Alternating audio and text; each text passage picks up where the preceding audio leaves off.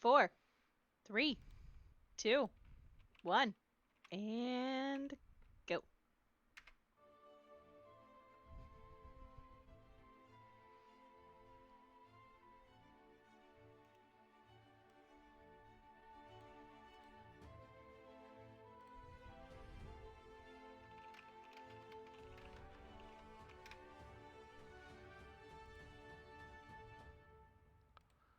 All right. Here's the real thing. Will chip work?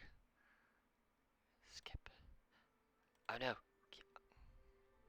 You have to skip. One more person to vote. One more person vote. I probably can force skip actually. Hold on. Haha. Maybe. I like the voting though. I like that you can vote to skip it. If we clap, will Chip like it better? Is Chip like Tinkerbell? Aww. All right. We got a new Chip, bot. chip. Anybody watching, we have a new bot. We're playing with it, trying to figure it out. That's where we are in the world today. But to the point. We're here. Here's hoping. All right. So last time, in Mateia, our resident adventurers perused their soulscapes, their dreams that they found to be the innards of their souls, after having some unique moments in them. They ran across some children who were trying to destroy their soul crystals to effectively kill them. But they either fought their way out or talked their way out, but eventually they escaped their own souls, waking up in the train where they fell asleep. And when they woke up, they realized they were tied to these sick-looking children, who, after some investigation, they found that they, in fact, had the shadow flu.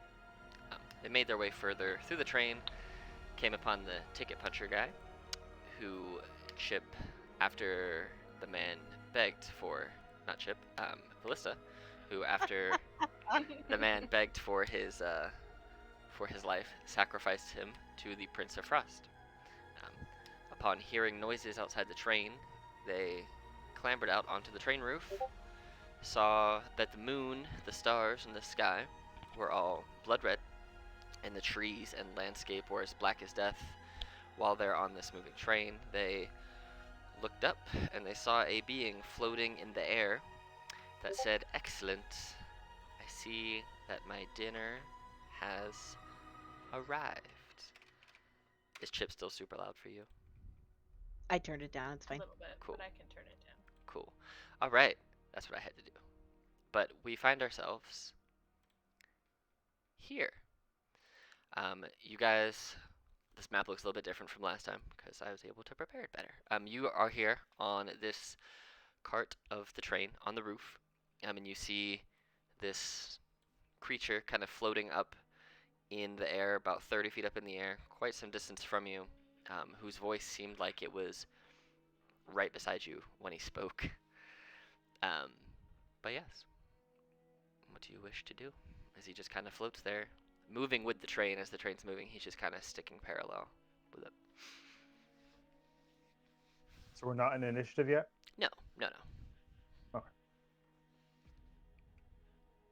Hmm.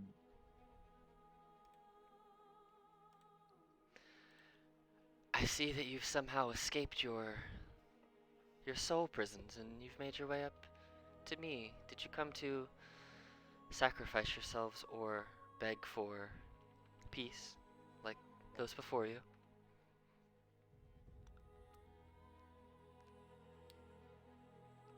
We do not beg, but we demand. The children that you have captured and corrupted and corralled are not yours to own. We would ask and entreat that we find a way to negotiate a peaceful, non-violent, non-soul rending end to this nightmare you are all trapped in. If you believe that I told those children anything other than what they wanted to hear, you would be mistaken. I did not lie to them. I did not trick them. I did not threaten nor did I commit atrocities untowards them. They offer to do my bidding for what it is that I can give to them. Is that not why you follow in their footsteps? Have you not come to beg for peace forever? What you call peace is just a veil over oblivion. It is not true hope or true light at all. Have you looked around? And he just kind of waves both of his arms out, extends them as far as he can, and kind of like brushes the landscape. Do you not see where you live, where you find yourself? This realm is a desolate wasteland, and everyone does what they can do to survive. If that means that you sacrifice yourself to something else to get something better, who am I to stop you? But also, I am a creature of this realm itself as well, and I deserve to live, do I not?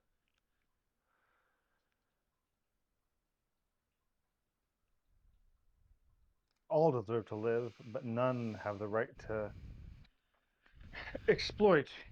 Even if they submit themselves willingly, it seems that their current state of anguish um, is reproachful. Companions, what do you all have to say?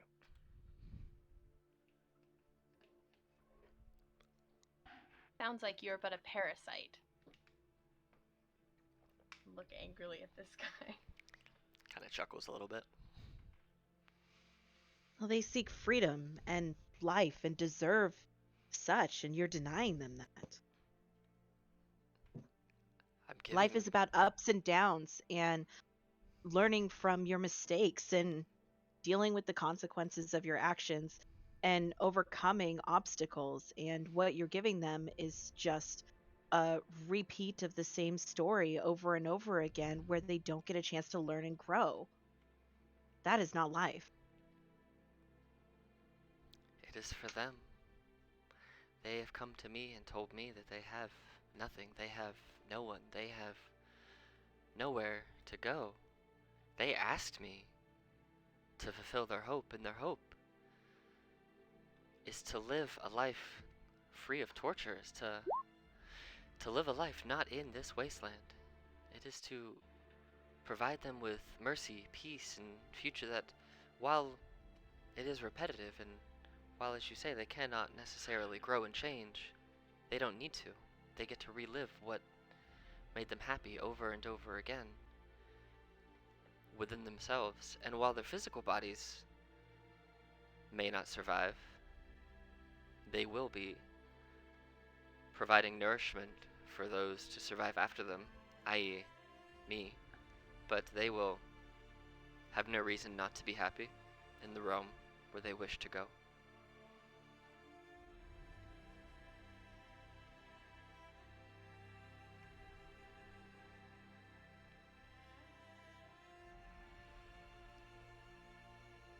In the conversation that I had with the young one involved in my dream, I promised to bring them to a better place, to a family, to a place where they can grow and learn and adapt and change and become better versions of themselves as they get older. The one that I spoke to seemed very inclined for that, as if it wasn't even an option that they had considered prior. So excuse me if I don't take your words at face value. Well, they have already promised themselves to me, so they are mine. Unless you care to try and break their bonds and break their contracts, then you are more than willing to try, but I can't promise that will end well for you. But I am willing to make a deal, if you are open to deal making.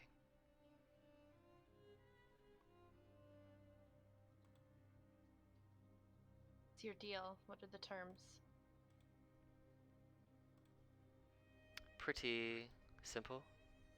You for them, them for you. I'm giving you an option this time, compared to before. It's only fair. None have escaped those binds before, so you have earned yourself the option to go back or to switch with them or to not. He starts to slowly just float down a little bit. Still like 10 feet above the train, but lower. The illusion of choice is not a choice.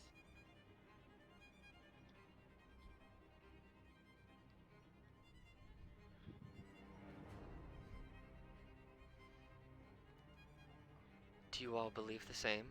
Or are there any among you who are willing to make a deal? I would like to take out a dagger Mm-hmm. and cut my non-frosted hand, Mm-hmm. and I would like to begin using my blood to trace a sigil across the ground while all of this is happening. As you begin to trace a blood sigil on the ground on this roof of this train car, you see that the train, the actual metal that you're standing on, kind of warbles for a second, and the blood just gets absorbed into the roof of the train. Ooh. Almost like it ate it. Oh. Oh God. Oh. Oh no. And those who are speaking with him, turn, his head snaps towards the list and goes, "We're not done talking. It's quite rude to attempt to do whatever it is that you're doing in the middle of a conversation." Oh, snap. They're Forgive not me. something else you could consume? I, no, there's not. I live off of time given forth. I put people into dreams permanently, and I live off of the remaining time they would have had in their lives. I live off of potential. That is how I have survived for as long as I have survived, and I will continue to survive living off of the potential of others. But while I live on their potential, they get to live in a dreamscape of their own choosing. Good, bad, anywhere in between. Whatever they most desire is where they are shunted to upon falling asleep and accepting the terms of the deal. The shunting of people, that's the kind of verb that we have issue with. But how did you come into this? This seems such an improbable confluence that would just collapse. How have you maintained this for long? How are you trapped here?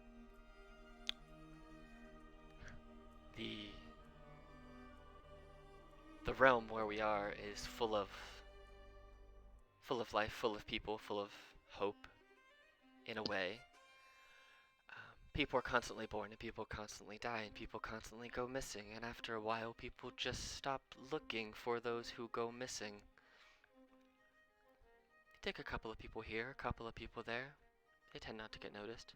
You take the beggars, you take the thieves, you take those who are, well, lower in society that no one takes a second look at, that no one will miss. Occasionally, you stumble upon those who are of higher merit and you earn more things from the deals, but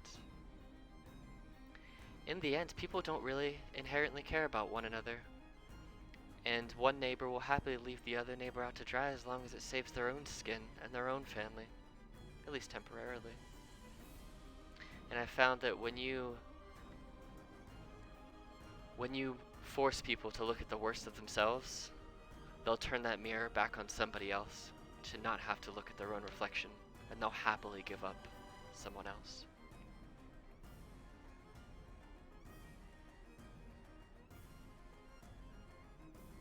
But I'm being very rude. I have not formally introduced myself. For those who don't know me, my name is Valgrimal of the lower tier. Your acquaintance has now officially been met.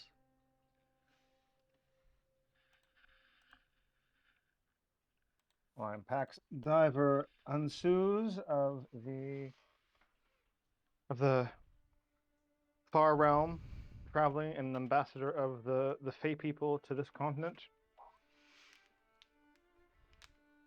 He nods, his meet you officially. Do you usually introduce yourself to your prey?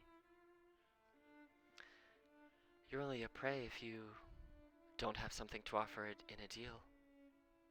But yes, everyone has terms they can agree to. And I am nothing but a mere businessman. My business just happens to be in a realm that you don't fully appreciate or enjoy. My curiosity is piqued. Are the children's physical bodies here, or just the manifestation of their mind? They're physical bodies. What you met and what you spoke with inside your world was the manifestation of them. But yes, their physical bodies are, and he kind of like looks and counts the train cars. He's like, they are, if I recall, oh, right there, and points to the train car that, counting back, remembering how many you've walked through, you know that is the sleeping car. So, and as he does that, those of you who left familiars there get this eerily cold feeling just kind of covers your body, as almost for a split second it's like you see through the eyes of all of your familiars and you see a duplicate of him in there just kind of counting that they're in there, and then you're snapped back to where you are and the coldness passes.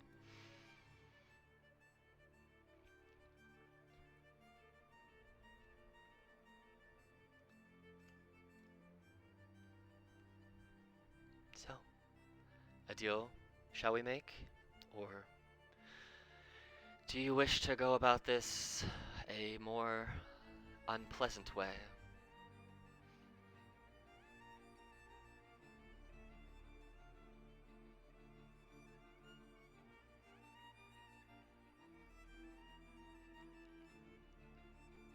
Well, my companions. I'm gonna see what people think. But everyone can tell I'm pretty appalled or like, ugh, I'm giving that look. I'm not saying anything. Stealing time from children, not okay.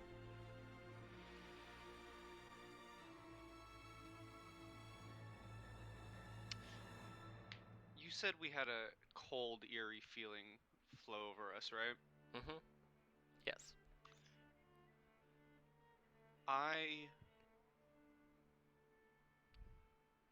As I whispered you, will give you control here for a second if you wish, but I would like to embrace that cold feeling and keep it with me as I call to the Lord of Stygia to attempt to do what I want. Okay. Let him take over for a hot minute. That's interesting. Interesting. So as you guys are kind of looking around and trying to figure out exactly what your next plan is going to be, what your next step is going to be, you see, just for a second, Vallista almost is encased in this transparent blue iceberg. And as you kind of look in to see what's going on, you see that her facial features seem a bit different. They're very faint, but you can kind of see the outline of like this dark shadow behind this icy veil. These long flowing black hair with this mustache goatee kind of just like shadowed onto this humanoid face. You can't really make out any specific colorations or scars or markings, but they look very much not like what Vallista has been looking like, but also kind of disheveled by being stuck inside of this cube of ice. And then almost as quickly as it came over her, the ice seems to just disappear. You do have, Vallista, you do have your hair is a little bit darker than it normally is. It's kind of tinted. Instead of being that white color, it's tinted more to like a gray. Like it's trying to get darker, trying to regain some coloration, but it's not quite managing to get there. it's kind of fading to gray and fading back to white, and kind of like almost pearlescent shading between the two and almost floating between the two colors at the same time.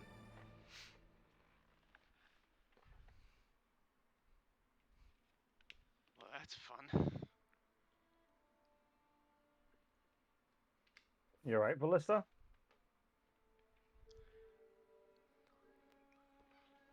I do not respond and keep going with what I am going for. Okay. Hmm. They're The- going to float down. I was to the trying top to now. do this the easy way, and now I had to do it the hard way. Okay. He floats down, and you see that his feet just barely touch the top of this moving train. And he says, "Are we making a deal, or are we not? I don't have all day, unfortunately. I do have things that I need to take care of which you are standing in the way of. So, can we make a deal, or what is your intention with this situation?"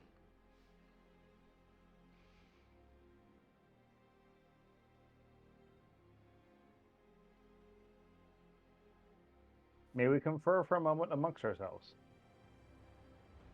Yes, you can have a moment. Excellent. And you see that as he gives you a moment, he kind of pulls out a book and puts on a pair of what almost look like reading glasses from his pocket, and he starts flipping through this very, very thick tome. It's as it's opened, you see it's going from like the innards of his left elbow to the edge of his left fingertips, and just from what you can see from the distance that you are, it's a solid 3 to 4 inches thick when it's opened. So you imagine when this thing is closed, it is a solid 6 to 8 inch thick tome. Like this is a large, large tome. Big boy. Hmm.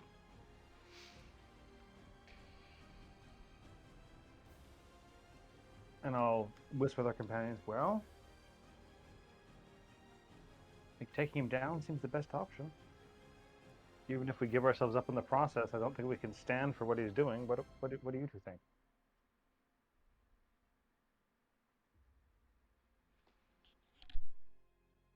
I I don't agree. know if we have much choice. We promised those children. Is Ballista making a deal? How? I mean, you've pushed Naomi from the start that they might be problematic. What's happening here?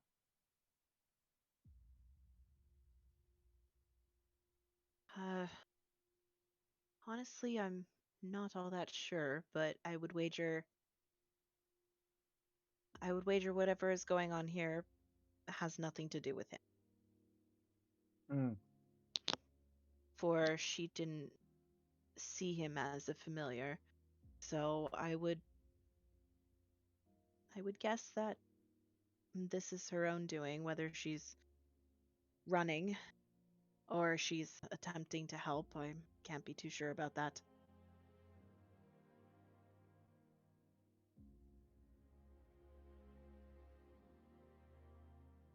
However, I I do guess think that fighting would be best. I guess for the three of you, you would hear Vallista uttering some sort of incantation during all of this.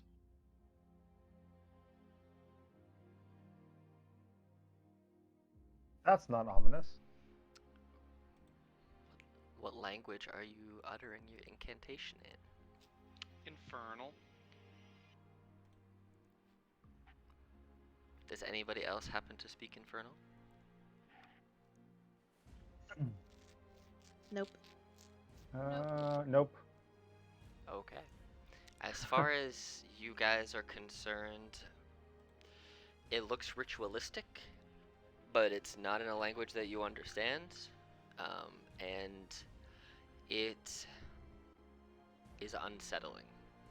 But it doesn't seem like it's something that is necessarily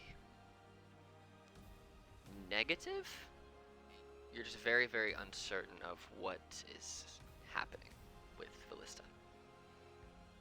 Doesn't seem like she's a threat.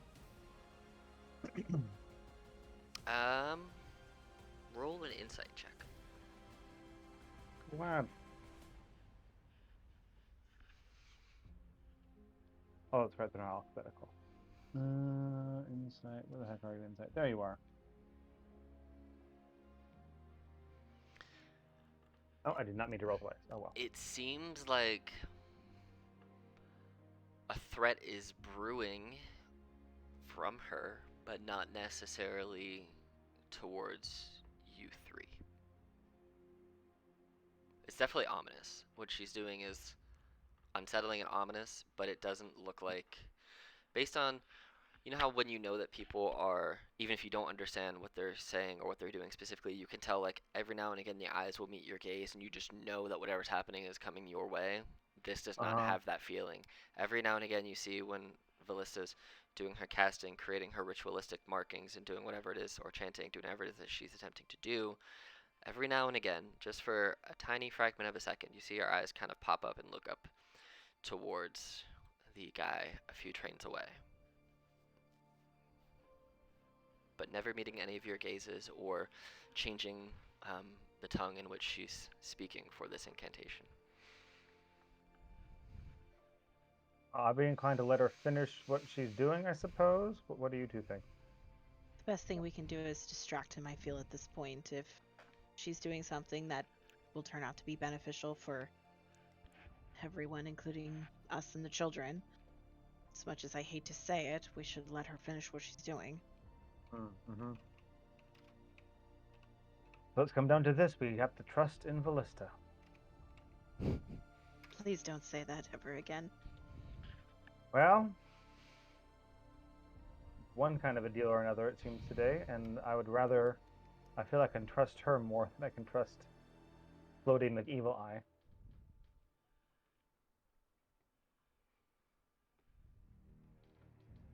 But I feel we should do this as a duel than as an ambush. I think we would be overmatched if we tried to surprise him.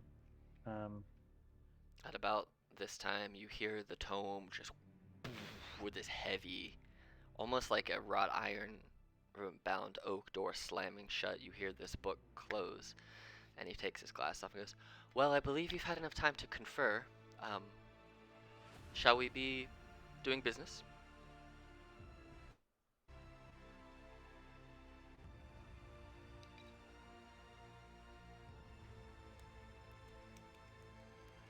Exchange glances, see who wants to be the spokesperson. I guess I do have some questions in regards to the stability of the world that we'd be living in. Mm-hmm. And what would those be? Well, and without really asking, Naomi's just gonna take a step forward and see if he makes her stop. Nope. Cool. Well, in the full mouths of the world, at least the world that I was in during that very small amount of time, I was reliving, I would say, a hope, really, to go forward and discover something a little bit new in myself. However, what I did notice is that there was infiltration within my dream, which had caused me to break out of it and thus break your hold. Is the situation that you would put me in, would I be able to avoid that? Yes, because I sent them in there. I broke that and sent them in there myself and gave them weapons with which to get to where you discovered them. I had a feeling you as a collective, would try and, well, he holds up his hand to you as you take that step forward, almost like that's far enough. Um, I had a feeling you would want to try and do something to stop me living my life, so I decided to see if you were worth making a deal with. Seeing if you could stop the infiltration and the destruction of your soul gem, which it seems that you were. You all have almost limitless potential, which would have given me a millennia of life to lead. So, but on this rare occasion, I was mistaken, and I fully admit that you are much stronger, all of you, than I gave you credit for, and so, for that, I apologize for underestimating you, but be assured, it won't happen again. Well, with that knowledge and something I would like to particularly point out about myself, um, the young person that you sent into my dream actually had a relatively difficult time trying to destroy mine. What if I were to give up myself? Would you be willing to allow the children and my compatriots to go? Judging by what was said in my dream, it sounds like my soul would have a lot more to give. Kind of looks at you, eyes peeled. Roll a persuasion check. Okay. 11. Holy shit. That's horrible. I'm a +7. Are you kidding me?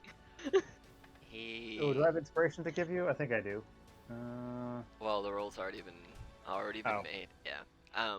But he looks at you and says, "That deal is very heavily weighed in your favor. I would be willing to give.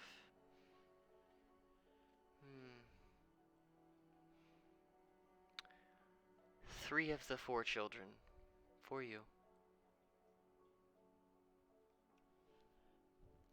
Those would be my terms."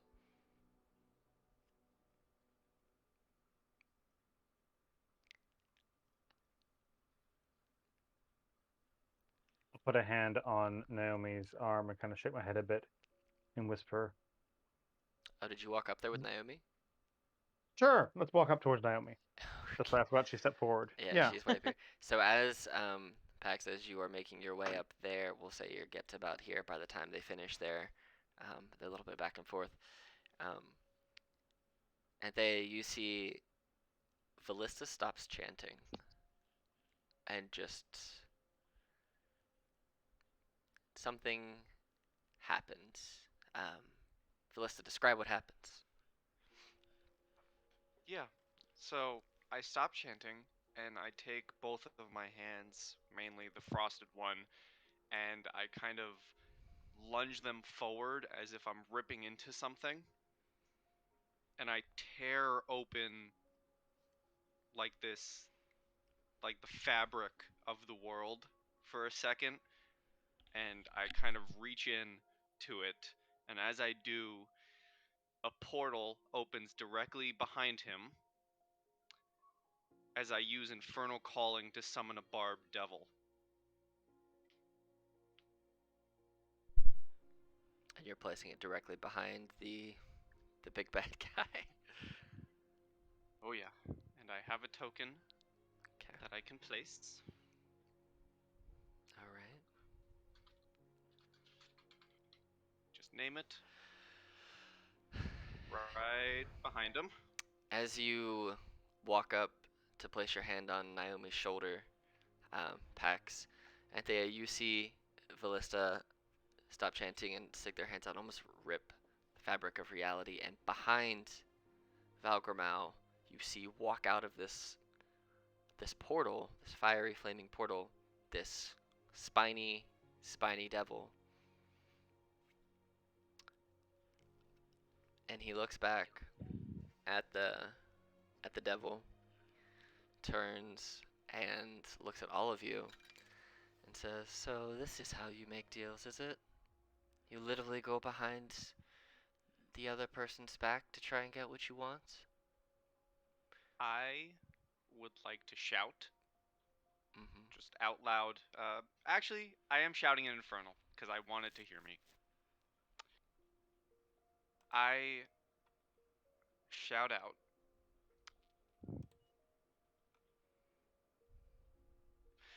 "The Lord of Stygia will grant you endless power if you aid us in taking down this creature."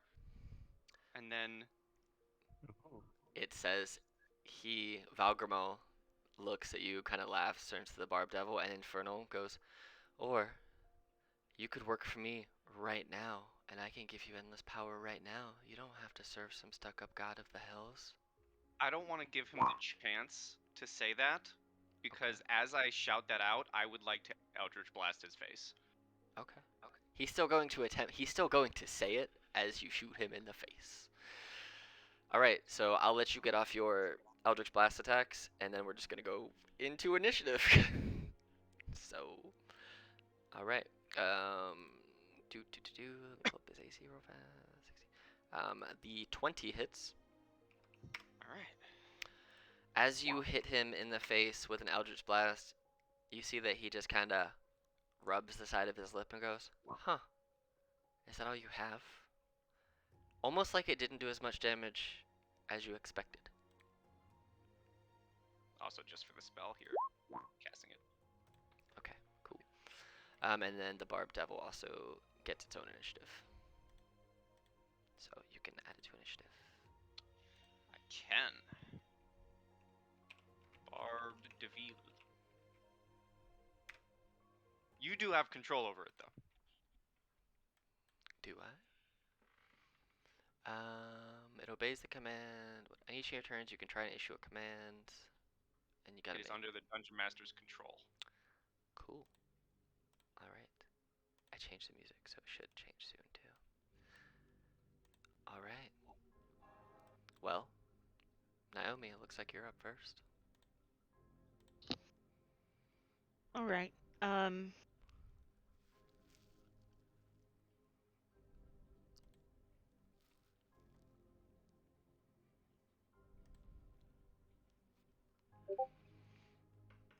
Just asked you a question when you can on Discord. Cool. So Naomi pulls her glaive off of her back and runs forward 5, 10, 15, 20. And as she gets to here, she's jumping over the edge of the train. And as she does, her whole body starts to glow with a vibrant golden light. Her white hair turns bright gold, and her skin just starts to glow. And she raises up her glaive, which is starting to glow as well, and she's gonna take her attacks at the guy with her glaive. Okay. First attack is a 16. You see, as you go to come down on top of them, they very quickly throw up the left arm, and this arcane barrier appears between you and them, causing your attack to not break through. Alrighty. Do I get flanking because of this guy? Sure, until he fails the charisma save. Sure. Okay. We'll say sure. Okay. I won't ask for a reroll on that one, but I Okay. will take my advantage with this one. Okay. 24 to hit. That will hit. That's 10 points of slashing damage, and as her glaive cuts through the barrier that was made and carves into him, he also takes 9 necrotic damage. Sorry, not necrotic. 9 radiant damage as well. Okay. And as the radiant damage cuts through him, it flashes back up her glaive and hits her, and she takes 5 points of radiant damage and lets out a small scream. And from that, there's a pulse of about 10 feet of space that goes boom, and around her seems to explode with radiant energy as well, as if what she had just hit backslashed into her. But she will turn her glaive around and try to hit it with the bonus action Polearm Master attack. Okay. For a 17. That will miss. Alrighty. And that is the end of Naomi's turn. Okay. I need everybody on the train to make me a dexterity 15 saving throw, please. As you see that, as Naomi's slashing down into Valgramau, as he catches himself and reaches down, he almost pulsates through the train and it shakes, trying to throw you off balance. You can make a dex save for the Barb Devil as well. And then Do you round up or round down for damage? I like to go up. Okay. Cool. So far, all of you have failed your dex save. You all failed, so you're all knocked prone. Just as he kind of shakes the train, it kind of throws all of you off of your feet, including the Barb Devil. You are all just knocked prone. So, but it is the Barb Devil's turn. You got control over him. That's how You this have works. you have to give him a command though. I mean, did I technically give him a command at the beginning when I said, "Hey, kill this dude with us"? On each of your turns, you have to issue the verbal command. Would that not count as my turn? Sure. No. You get to roll the attack for it though. Oh, okay. I've never used this before. Well, he has multi-attack, Okay. so we'll do his tail first. Okay. He's technically at advantage. Well, he can't get flanking advantage because his range is 5 feet. Naomi's is 10, so she can get flanking. So he can't get flanking. But 17 misses for now. And he has 2 claws. That misses. That does not miss. So, okay. Cool. Barb Devil, alright. All right. And then go ahead and make a charisma check, I think, right? To see how long you if it stays under your control. Or is that I make it? let's see. I may or may not did not fully read this spell. Yeah. At which point it returns to you having reported doing so. If your concentration ends, the devil doesn't disappear, it's become immune. Oh, okay. So basically, every time you give it a command, it has a wisdom check against your charisma check, and then whoever gets higher gets to determine what happens. So, but he was prone, so I'm assuming he stood up. Ballista, you are prone, and it is your turn. Alright. Well, I'm gonna stand. Woohoo! I don't like being prone, that's kind of unfun. Mm-hmm. And I,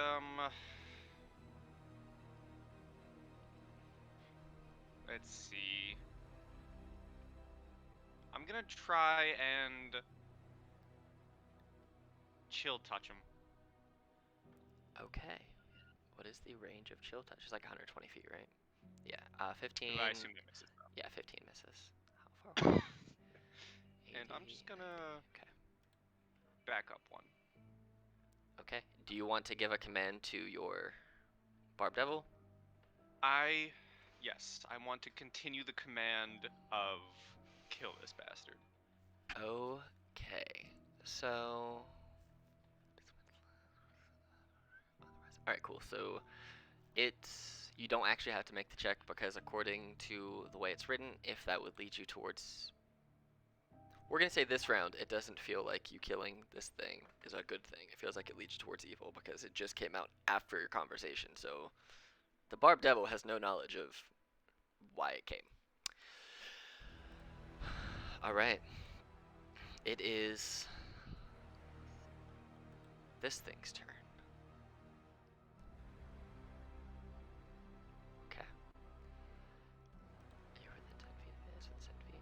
Okay, so I need those of you that are immediately surrounding it, meaning Naomi and the Barb Devil. Yeah, so everything within that right there. To the back. You guys need to make me a saving throw of DC 18 strength, please. You have a +6, sir. Pure strength. It's just for those two. Natural 20. Yes, Alright, cool. Naomi. So, Naomi, you only take half damage, but you suffer no other effect. The Oh, whoa, hold on, sorry. This is a magical effect, right? yes, Alright, this boy has advantage. okay. He still fails. But so until the next turn, he cannot take any reactions, and he takes that much necrotic damage. Got it. Mhm. And as a bonus action, we're gonna say, because I like the flavor of you being able to telepathically communicate with your Barb Devil, that you hear another voice intruding in the Barb Devil's mind with you, also speaking Infernal in the tone of Valgrimal. He's gonna say, "Are you sure you want to fight with them, and not with me? I can give you all the power that you would like. Join me. Join forces with me. I'm much more powerful than them. We'll keep you alive. I won't kill you. I'll keep you here. I'll feed you. I'll give you all the souls you could ever want." And to see how this plays forward, I would like to do contested persuasion checks with you with this guy. Oh boy. For the devil. Well, I'm gonna lose my devil. Oh my god. How do you combat this persuasion inside of this devil's head? I don't know. I was not expecting that. You are Um, mine. Listen to me. There. wow. Uh, oh god.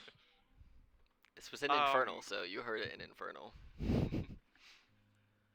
a 29. Mhm. Oh man. Um,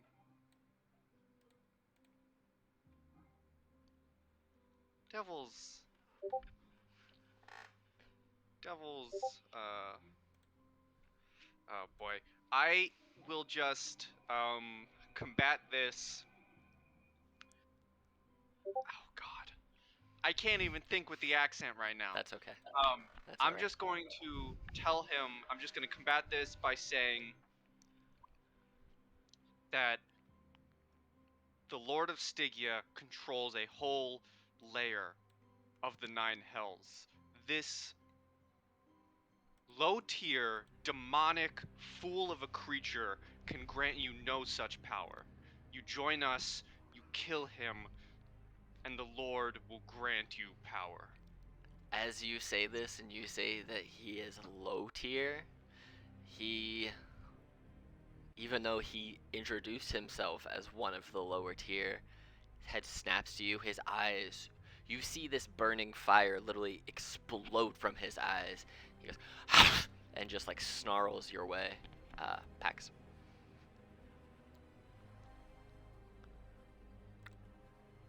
Okay. Is by chance he wearing metal armor?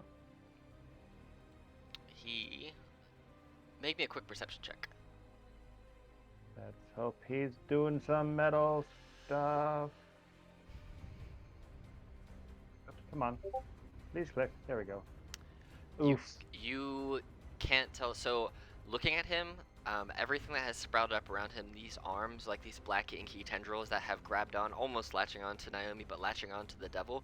So, with the way that the tendrils are set up and the deep red black lighting that's happening out here, and the fact that you're moving, you can't quite tell if he's got metal on or not. You're not 100% sure.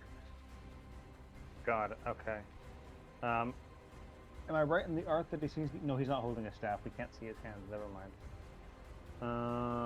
Is it obvious he's got anything in his hands, for example? It seems that when the things that you know he has for sure on him are like his jacket and his clothes. He has that big tome, his glasses, and when he casts his spell, he seemed to almost just weave his hands together, and you saw that both of his forearms kind of glowed, almost like he was using whatever's on his arms as his casting focus. So he's casting some magic as well. Correct. Well then, let's just one or two.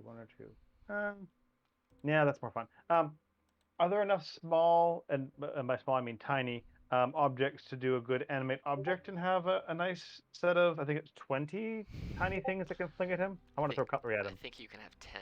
You can always throw coins out of your purse, out of your bag. Oh, that's true. That's right.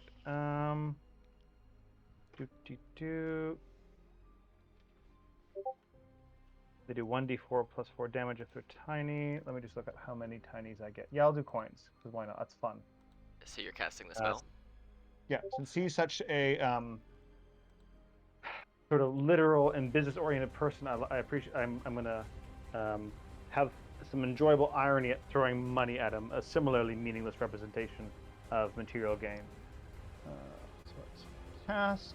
As you start There to we cast this go. spell, you see that his eye kind of flicks up at you for a second, and you see that the magic that you're starting to cast is starting to fight back at you, and he's gonna.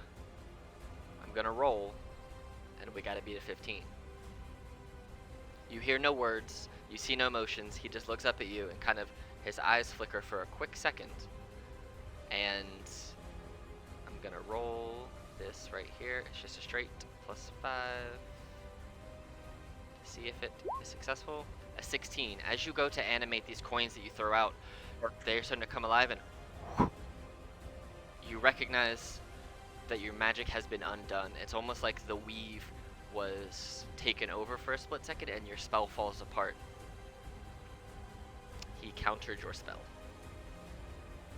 I don't think I have counterspell to counter his counterspell, if that's even a thing. So, because of the way he cast it, I will tell you, you cannot counter it because his subtle spell countered you. Gotcha. Well, hey, at least I'm burning his spell slots. Very rude. Indeed. I will bonus action inspire Naomi and say, watch out, he is a trickster in more ways than one. And that's my turn. Okay, Anthea. I'm prone, right? Correct. Oh yeah, I forgot to Okay. stand up. Sorry. No, I you're stand fine. up. You're fine. So Perfect. I'm going to, Anthea's gonna stand up, using her quarterstaff, kind of leaning on it, and as she does, she's going to, shillelagh it just to get it ready, because we're gonna Ready for the bonk. whack some people. So it starts to become imbued with nature magic and looks very cool as she adjusts her hat and stands up, and then she's going to have to play that. Hopefully this gets terrified. DC 16 Constitution saving throw. Ooh, insect plague. That's gross. Okay. Let me I'll put this in here just con so save. don't Okay. lose it. Well, Yeah, he can't do anything about the spell, so here we go. good. Did roll an 18 though. Okay. And so you should. I don't know if you have a token in your spell book for it. I don't know if it stays or. Yeah, so you just cast the spell, and so we'll just say that he'll just use that since he starts his turn there. Yeah, and it is a sphere, so I'm going to try to position it so it doesn't get Naomi. Oh, okay. You have that token in your journal too for insect plague. Oh, do I? Yeah, you can drag it right onto the map, and you got yourself a big sphere of bugs. There you go. Wow. I'm gonna get rid of his token just because it's only gonna affect the Barb Devil at this point, and it's just a Sorry, reaction. other So Goober. I can't really position it out of him, I guess. Does you that work? can. I mean, you can do it that way, I guess. Let's see. You can can get- go over a little bit to the right, Yeah, let's. I want to try to avoid like there. everyone except him. Yeah. All right, cool. Cool. And you just have this floating insect plague, just. Ugh. Ew. Trying to get at him. Okay. And I think that's all I can do on my turn, but I am standing. Okay. Naomi, you're on your butt right now because you got knocked prone from the train. She did, and in a graceful but definitely practice move, because she's doing it in plate armor, she basically like flips herself back up onto her feet with half of her movement. And as she does, the aura around her, the 10-foot aura around her, pulsates, and her hair starts to float. And from behind her, there's like a very soft shimmer, but it's really hard to make out what it is. She holds up her glaive and just slowly starts to spin it. And as she does, it starts to look like it's almost dripping with radiant energy, and as a bonus action, I'm gonna cast spiritual shroud Ooh. onto onto my blade. Okay. So that is concentration. So let's put. I need to put a yellow dot to myself. Yellow dot. There we go. Yellow. So until the end of the spells, any attack that you deals an extra D8 of damage. When you hit a creature within 10 feet of you, ta-da! It'll be radiant energy. Okay. In addition, any creature of your choice that you can see that starts its turn within 10 feet of you has its speed reduced by 10 feet until the start of your next turn. Well, So that's just rude. his speed is automatically reduced by 10 feet, and I will take my 2 glaive attacks at advantage because the thing is still friendly. Okay. First attack is a 21 to hit. Yeah, that'll hit. So 15 plus the 9 from the radiant damage as it's activated. And again, as she hits him with it, it sparks back against her onto her glaive, and she doesn't let go, and she takes 5 5 radiant damage, but it doesn't seem to hurt her as bad as you'd think. Okay. And second attack, 17 to hit. It does. Awesome. Nothing he can do about it because he counterspelled something else. So that's 11 points of slashing damage and 2 points of radiant damage. Okay. All right. Is that your turn? Yeah, I'm gonna stay there. All right. DC or initiative 20. I need everybody to make a dex saving throw again as the train just just starts slamming back and forth. Damn Much harder than last time. You're prone again. You're prone. Everyone's just falling prone. It's a deck save, right? Yeah, 15. I just live on the floor now. I just go yes. on, let's We stay all here. live. We all live I have on a the nap floor. here. I nap here. I sleep now. I nap here now. 17. Hey, look, the Barb Devil passed. Yeah, the Barb Devil did it. Great. All right. Come on. Hold on. Something. Chew. Hold on. Hold, please. You have a 10-foot thing, right? 10-foot radius of. I don't know if is it 10? It's 10 feet until like level 15, then it's like 30 feet. Okay, so yeah, Pax. Yep. Pax is Cool. out of that. So you all, except the Barb Devil, are prone. So, you told it to try and fight. It's gonna keep trying to fight. Cool. It just gets straight attacks. Tail. Mm-hmm. That hits. Claw. Oh my god. Yes. 15, 22, 26. Just standard old damage, huh? I mean, yeah, it doesn't say if it's attacks or magical, All right. which is weird. It's a devil. Mm-hmm. Is that your turn? Or his turn? That will be. Okay. It is your turn. You are currently Hey! laying down prone. I'm gonna stand. Bam. I like standing.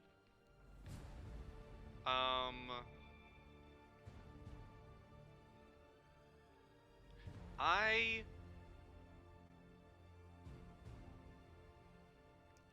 am going to attempt a frostbite.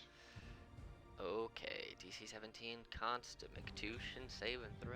Constant McDonald's tuition. Only it fails. Fails. 11 cold, and he has disadvantage on the next weapon attack roll he makes before the end of its next turn. All right. And that actually changed what he was gonna do. So. That's my turn. All right. So, because I already rolled the dice when you first cast it, since he's gonna start his turn there, we'll just take the 18, and I'll still take all that damage for half of it. But your thing is still there. You still have the bugs. So okay. So, 11 damage. It's just bug damage, right? Yeah, just It's just piercing, yeah. just bug damage. Okay. Just bugs. Just biggity bugs. All right. Well, now he's getting hit with all kinds of stuff. Okay. So it's difficult terrain, I think, if he's he's like trying to move through it or anything. Okay, so he has a total of like 10 feet of movement at this point. Perfect. Perfect. Luckily he can fly, so there's that. Oh shit. Is Arms of Dar a constant thing or whatever it was? I like think it's medical. just a one thing. I just forgot to take it away. Yeah, Okay. it's just a one thing. It's just a one-time thing. They can lose their reaction and takes damage. So Boyo can take reactions. yeah, he can now. Yes. Alright. It was until the caster's next turn. Okay, so he is gonna move the little bit here. Actually, let me check. What's the range around this rock? It is. Okay, cool. So he's gonna step towards you, Naomi, and then just look and go, if only you would have made the deal. It would have been way better for you. I'm not sorry. And you see that he reaches out to touch your glaive, and it's almost like your glaive starts shaking. As it starts just pulsating and pulsating and pulsating, you see that it gets really, really, really cold, and it starts encasing itself in ice. And you hear, it's almost like you're in the middle of a thunderous snowstorm, as it gets icy cold, and he thunder steps directly up 40 feet, transmuting the damage from thunder into frost. So he's gonna move up here. He said he lost. Do I get an attack of opportunity with that? It is a teleportation move, so no. It's 20 feet gone, half movement left. Would have been 60, 40. So he can only go 20 feet up. Cool. So you get a DC con save though. They do get a con. And he is going to go ahead and burn another Oh, so sorcery close. point and empower his attack. So whatever this is what the damage will be. Damn, it's less damage. Risky. Oh, Didn't pay Cool. off. I'll take that. So yeah, you take 7 frost damage as he teleports himself 20 feet up in the air, out of your bugs, and he's floating, and you see on his feet little wings on his boots. Bitch. That's how he was flying before. Pax, it's your turn. Okie doke. Let's see, no one's really in earshot. Well, let's stand up. Oh, you need to Stand make a up, con sure. save too for your spirit shroud. Oh, For your yes. 7 damage. You fail. Damn it. So you are no longer spirit shroud. All your radiant spirits just flitter Oh, wait. away. Don't forget your bardic inspiration. I don't know if that'll Oh, make a difference. yeah. Yeah, I'm totally using that right now. That's You'll a pass. D8 You'll or pass. D10. You need 1 to pass. You'll pass. Yeah, that's true. So Okay, cool. you need 10 or half, and Give me my yellow circle back. Aha. cool. All right. Yeah. Pax, it is your turn. Awesome. Let's see. So I stand up with half my movement. How much movement do I have left? What is my speed? Doop-de-doo. My spell description is blocking my speed. It will be 15 feet probably. 35. Okay, so Oh, I have 30, you got it, 15 cool. left. So I'm gonna move 1, 2. Are diagonals 1 or 2 squares for you? They're just 1. Move here, so close enough to not whisper, but like say to Naomi, not super loudly. So plan is just to burn his spell slots as much as possible. So I'm gonna dispel magic and silence him as much as I can, and stay out of the way. Let's just drain him, okay? Okay. So yeah, so he is flying, but with boots, so dispel magic might not be that big with that. So let's just silence. Let's just annoy him with some silence again and again and again. Okay. Such a fast talker, but how can you do when there's no sound? All right. Center of point you choose. Inside is immune to thunder damage and creatures deafened. Casting spells includes. Okay. So I think you have a silence token in your journal. Let's drag Oh, that's onto right, I the do. map. Yep. The drag, she's not working. Oh, I'll drag it out for you. I don't know why it's Thank not. you. Boop-a-doop. Yeah, just selects instead of dragging. It just selects Yeah. everything in my menu. That's weird. Yeah. Bam. Yay. I'm guessing you want it right there. Yes, exactly. Beautiful. And it's a sphere, so it goes like if you centering it on. I think you have to center on a space. I don't think you can center on like Yeah. him. So I'll center on the space that he is at the moment. Okay. Yeah. So it's a whole big sphere of this like sparkly silence. All right. Anything else on your turn? No. Oh, there's no saving throw. It just happens. It just happened. Yeah. Sweet. Then I will bonus action Bardic Inspiration. Probably Naomi, so she can sit at the front again, since Ballista and Thea are at the back. So I'll say, we got this. Teamwork makes the dream work. Have a D8. Awesome. Thank you. All right. And Thea. My math is correct. I should be able to reach him still. We're not going to use I wanna- trigonometry in this class, so. Okay, I did use a anyway. So he's 20 feet up, but like 85 feet away. I'm gonna try to do a confusion on him if I can. It has a range of 90 feet, so I should be able to plop it down. So it's DC 16 Wisdom save. Yeah. Rude. It's up to a minute. So I'll plop down the orb if that's okay to represent it. 17. Boom. Yes. So 17 fails, unfortunately, which means you also lose your bugs. Goodbye, bugs. And then the confusion does not hold. Okay. He passes the does save. So it doesn't. Oh, stay so at a point with you me for a minute? choose when you cast this spell or be affected by it. So it does not affect him because he passed the save Okay. as you cast it on him. So I'm just gonna move this over here and just. So it's a bye bye. Yep. Thank So you. that one fails and your bugs fall away because you tried to replace a con with a con. So Yes, I did. yes, you did.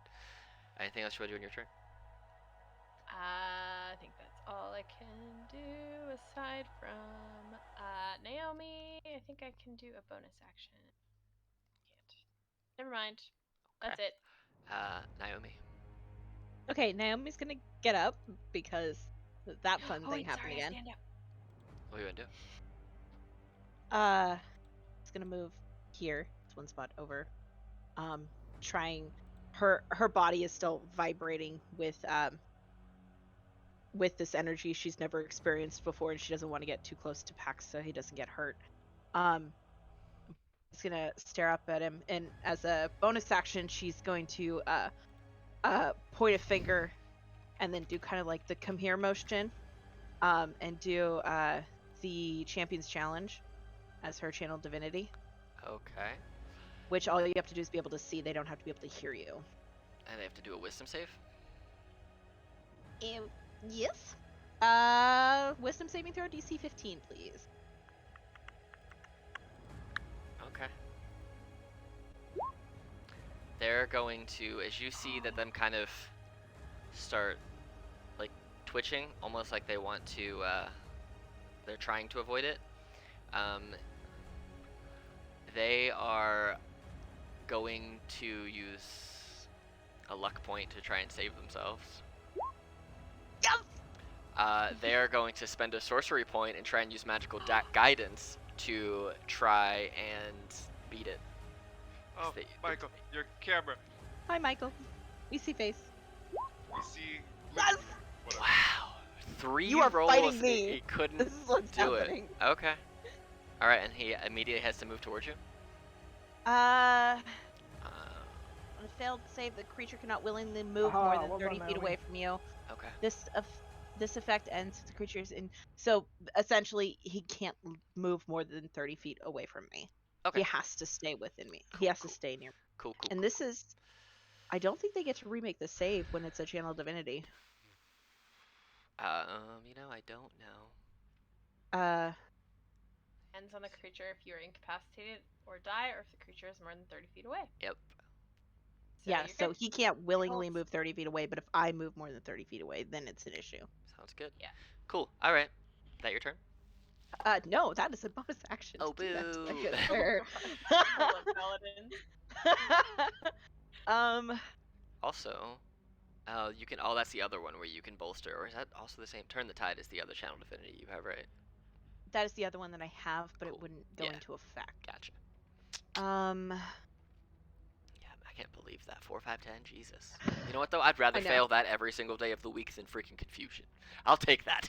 Give me the gentleman to make me fail. I hate confusion.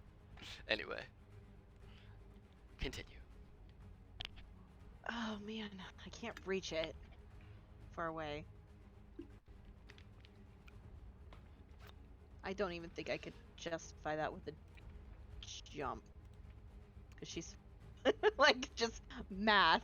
I have a 10-foot reach. She's 5'11", and I have a strength score of 15. Can I jump and nick him? I don't know. I legitimately don't know. He's if 20 that's feet away. possible. You can reach up without a running start. You can reach up and grab something 11 feet off the ground. I'm gonna say you can reach up if you pass a DC 13 athletics check.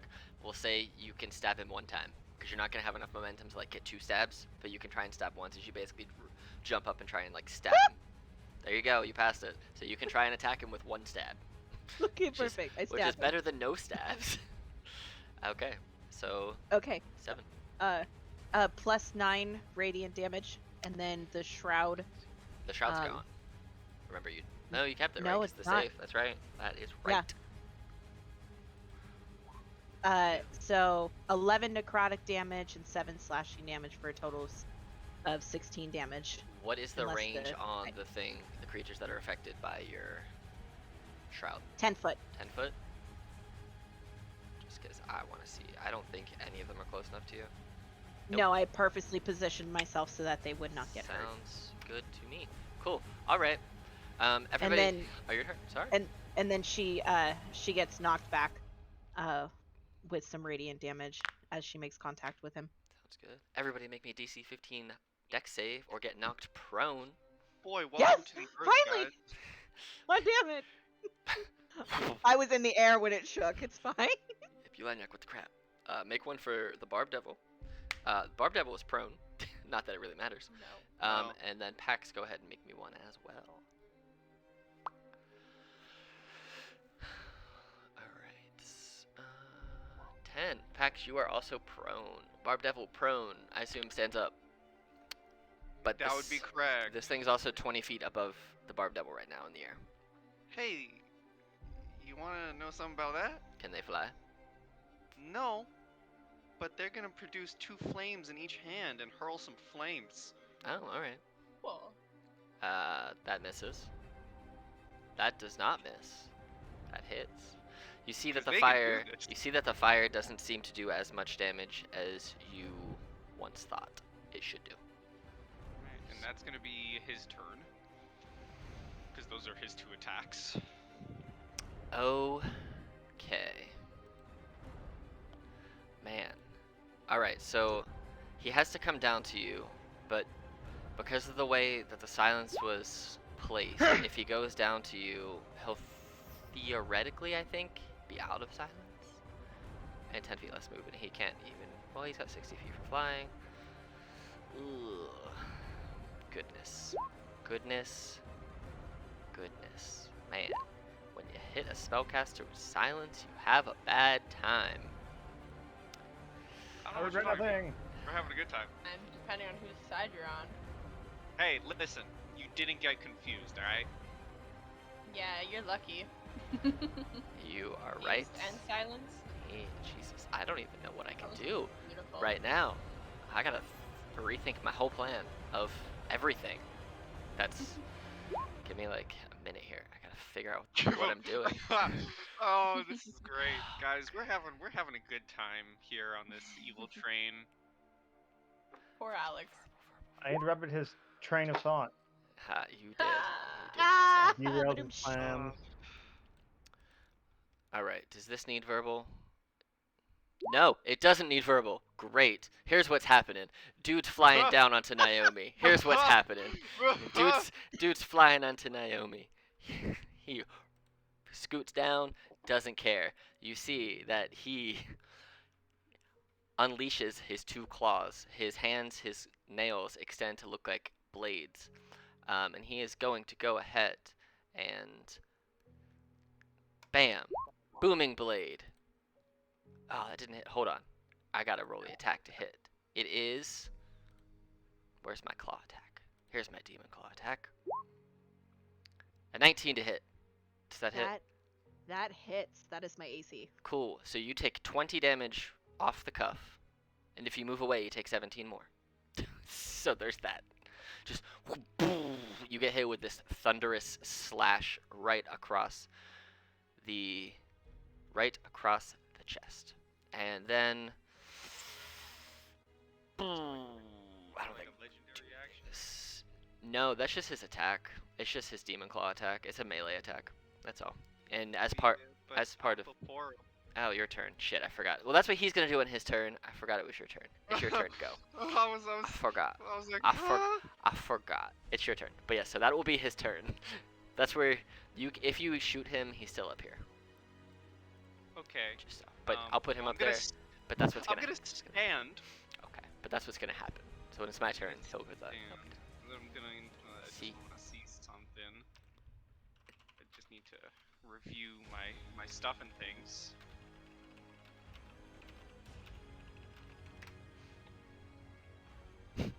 Silence. The worst. Okay.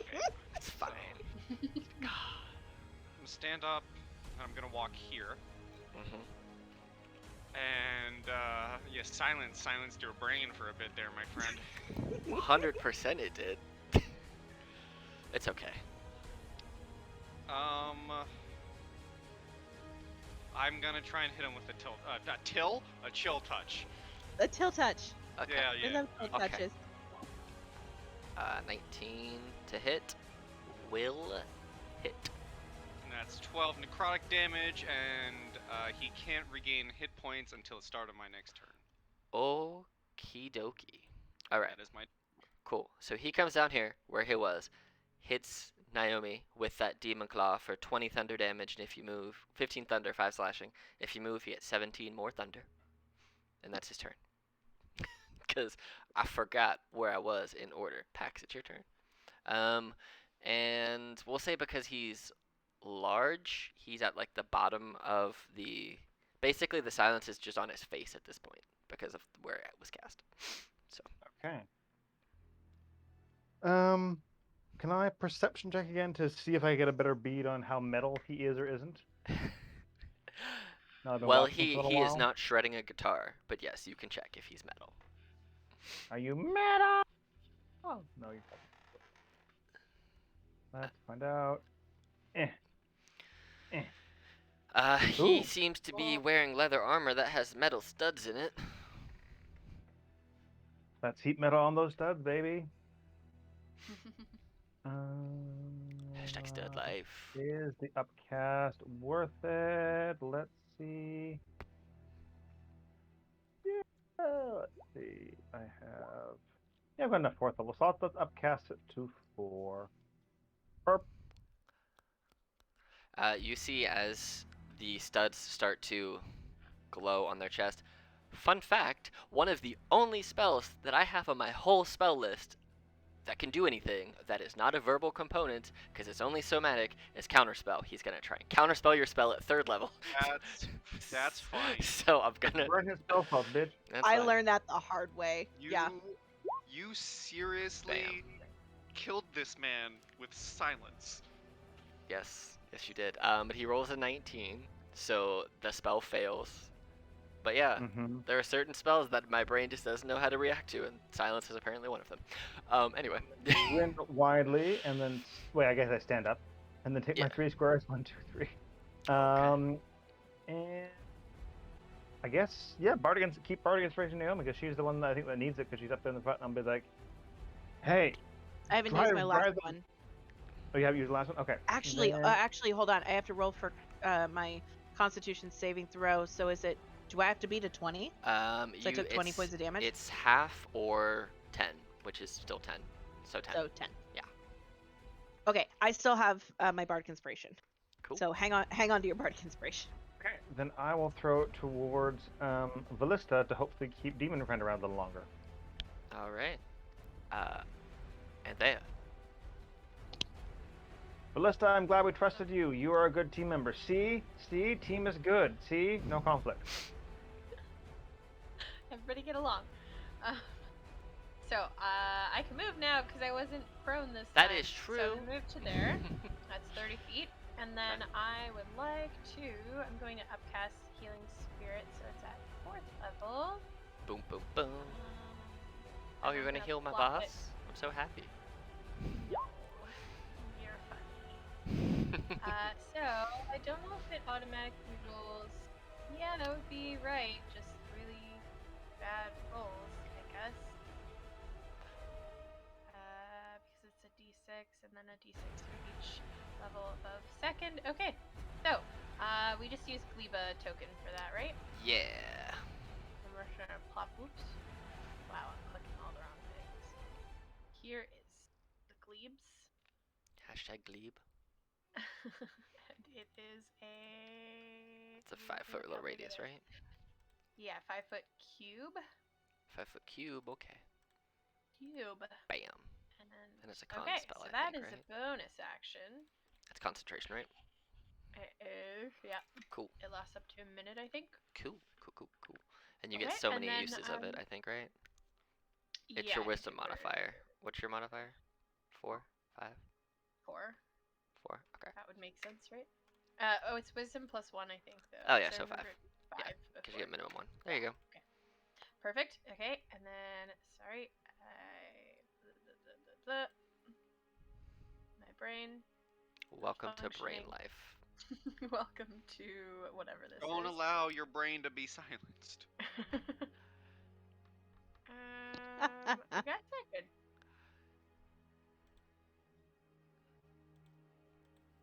That your turn? Yeah, I think that's pretty much all I'll do for now. Yep, Oh, that's good. okay.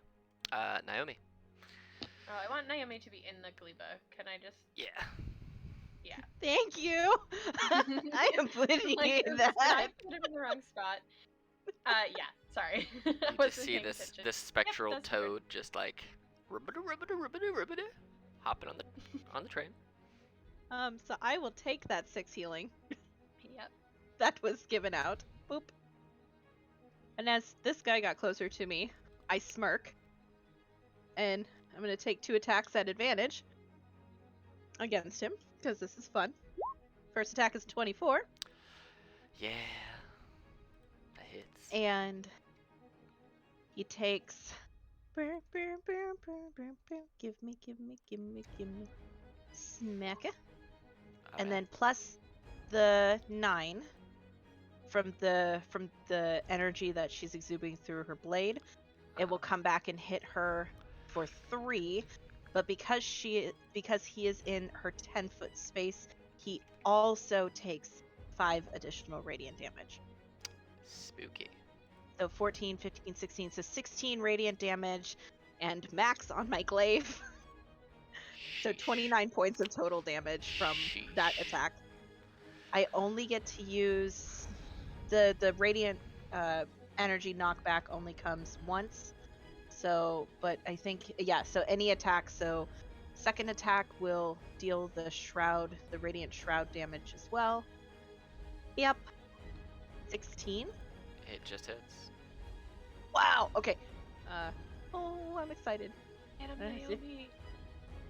Yeah. 1. That's fine. That's okay. And then she spins the glaive around and hits him with the back of it for 13. But before you say, boop, 16. He's gonna spend a luck dice to make you re-roll the 20. Hope you miss. It's the worst way to use Good a luck dice. inspiration. Better. Yeah, it's still gonna hit for 3. Man. Oh well, it's fine. Plus 2 radiant damage. And you know what? Because I am that person. You know what I'm gonna do? You're gonna probably dump a smite in there. Level 2 divine smite. Sure, do it. 2? Why not more? Because I only have 1 level 3 and I want to use it on a crit. If I crit. There you go. Sure. He is not undead. 7. Yep, he's not undead though. And yeah. Oh. So 8 additional points of radiant damage. Okay. Paladin. Go. Everybody, make me a DC 15 dex save or get knocked prone. moved. Oh yeah. One of these days, I'll still be standing. Oh, Hey. Pat. Yeah, there you go. What about your Barb That's Devil? kind of my- Nope. Awesome Your satyr Barb Devil. Now my skills. goat Your sheep. Barb Devil also falls. Not that it matters. Yeah, it's up next. All right, it's its turn. Is he in the air? Is that what the 2 is? Oh no, Was he's on the ground. I meant to take that away. Okay. Does Barb Devil get advantage? He's in the flanking, so yeah. Okay. I'm a little disappointed this guy doesn't want to actively grapple the Barb Devil, but you know, whatever. It's got He barbs, just man. wants to be cleansed. So tail, That hits. and then claw. Miss. Fair. Okay. I will tell you, he is looking bad. Hey. Ballista, it is your turn, in fact. Hey, I'm gonna stand, Okay. and I'm gonna take a single step forward. Just a single step. Okay.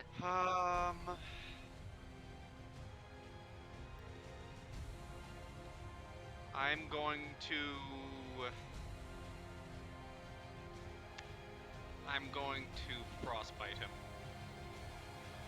Okay. DC 17 Or Constitution. attempt to saving throw. frostbite him. Damn.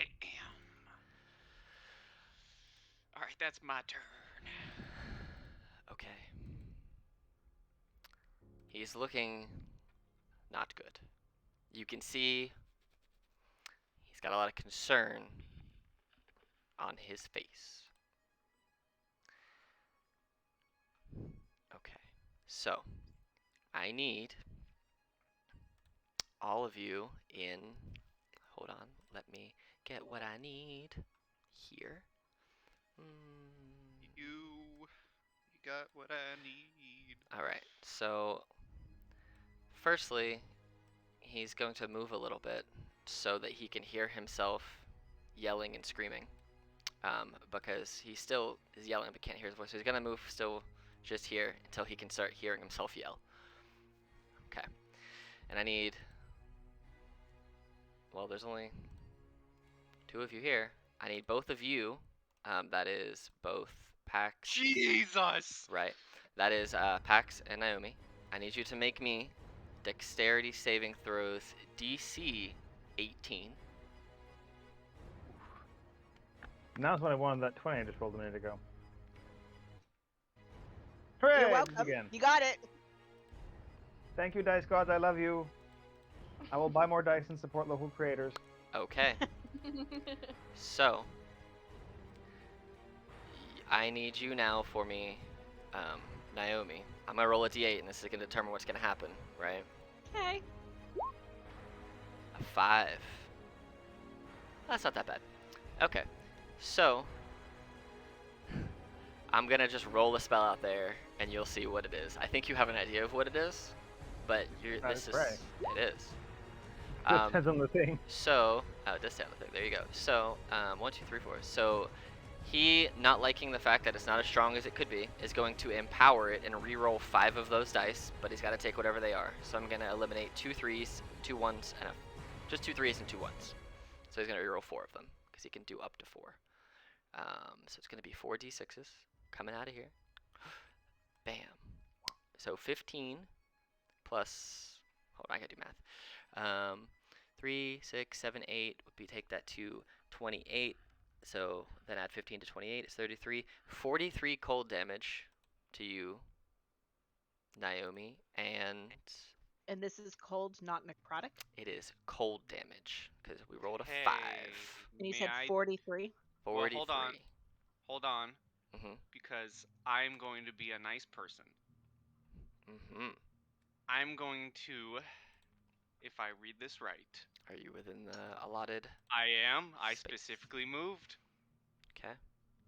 I am going to, with my frosted arm, I am going to use the power of my frosted vambraces of the long night on Naomi And to reduce 40 points of that damage.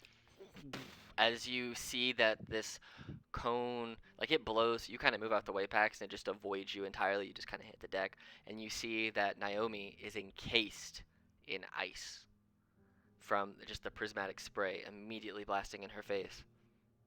But as the spell passes and you look up, the ice has melted, and you only take a total of 3 damage, Naomi, as 40 of that Nice. cold damage has been negated from Ballista. So, that's his turn. Yes, Pax, it's now your turn. I'll say, whew, good thing the train taught me how to pratfall. I've been falling all night. Yes. So Naomi still has been hurt quite a bit, I assume, yes? Yes. Yeah. Okay, so let's bonus action heat metal to hurt him some more. Oh, wait, no, he counterspelled that, didn't he? He did, yes. Anthea's next. Anthea has... It's not resistance or an AC boost. The AC is and resistance are a continuous thing for Ballista, but you get the 60 points of immediate reduction. So Oh, gotcha. that's it. Okay. Yeah. Let's just try and burn more of his spell slots. Let's do a level 3 heat metal. La la la. Okay. I'm gonna eat your spell slots like you eat the dreams of children, cause you're a jerk and not very smart. Get him.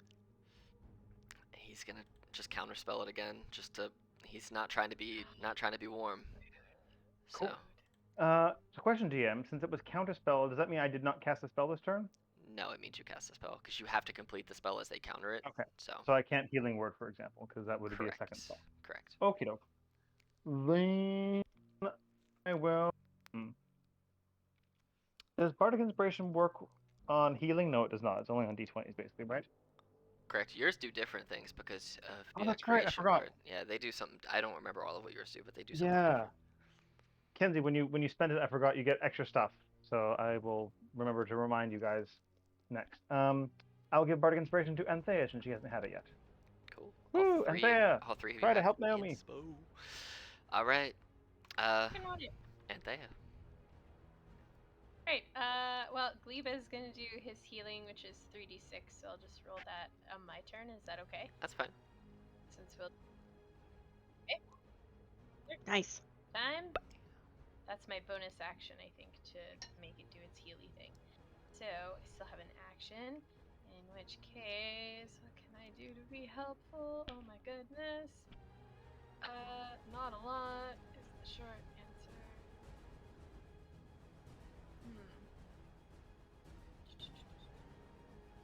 Yeah, nothing that's not gonna break concentration. Okay, I guess we'll just.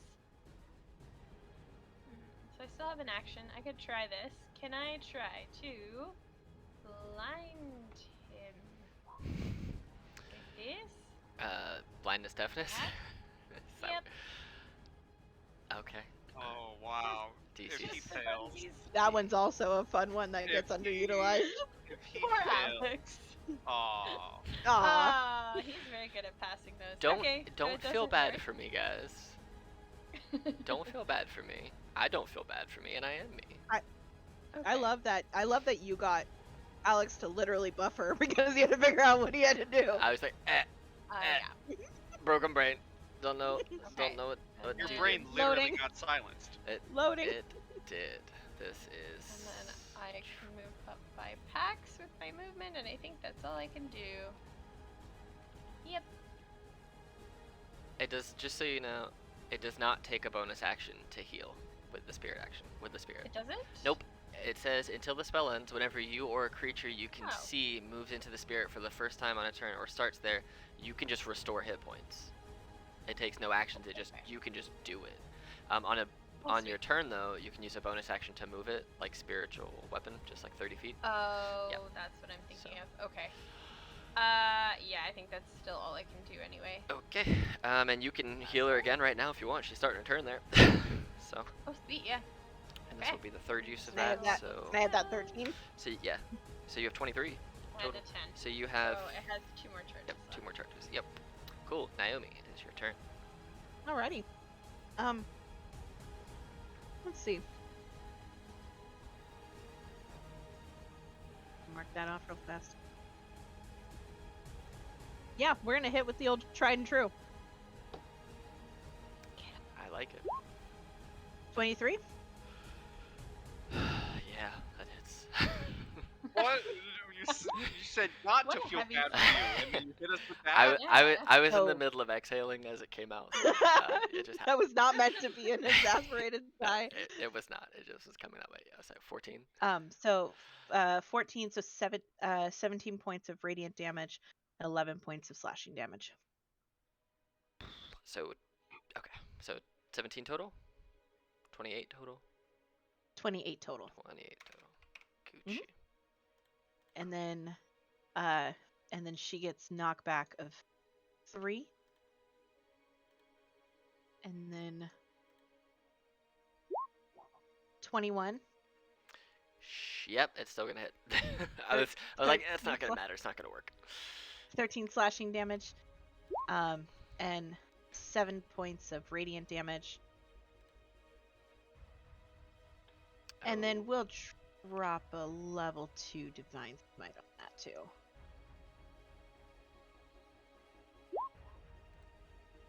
For an additional 15 points of damage. Is he still standing? So 20, 29, 35, plus more. All right. So as you go to hit him and knock him out of the way, you get this immediate rebuke as you see this creature going for their death. You get hit with a hellish rebuke. 18 dex save, please. You're gonna kill him too. As he's dying, you see that his body explodes in these green-black necrotic flame, and you get hit with 9 of them as this body falls and starts. Can I add additional flavor to that? Yeah. As the necrotic energy hits her, since she made the save, she would take 9 necrotic damage, but the sparkling that had been happening behind her as she was just exuberating this pulse of radiant energy explodes, and it's a big expansion of sparkling, radiant, but almost see-through like wings, and they shroud in front of her and wrap around her, knocking that damage down to half before expanding apart and exploding and dissipating around her. So she only takes 5. As this occurs and you go to cut down this body and it falls to the ground dead, you see that the train, like with the blood, just absorbs it and sucks it down below. And you see a couple of things happen.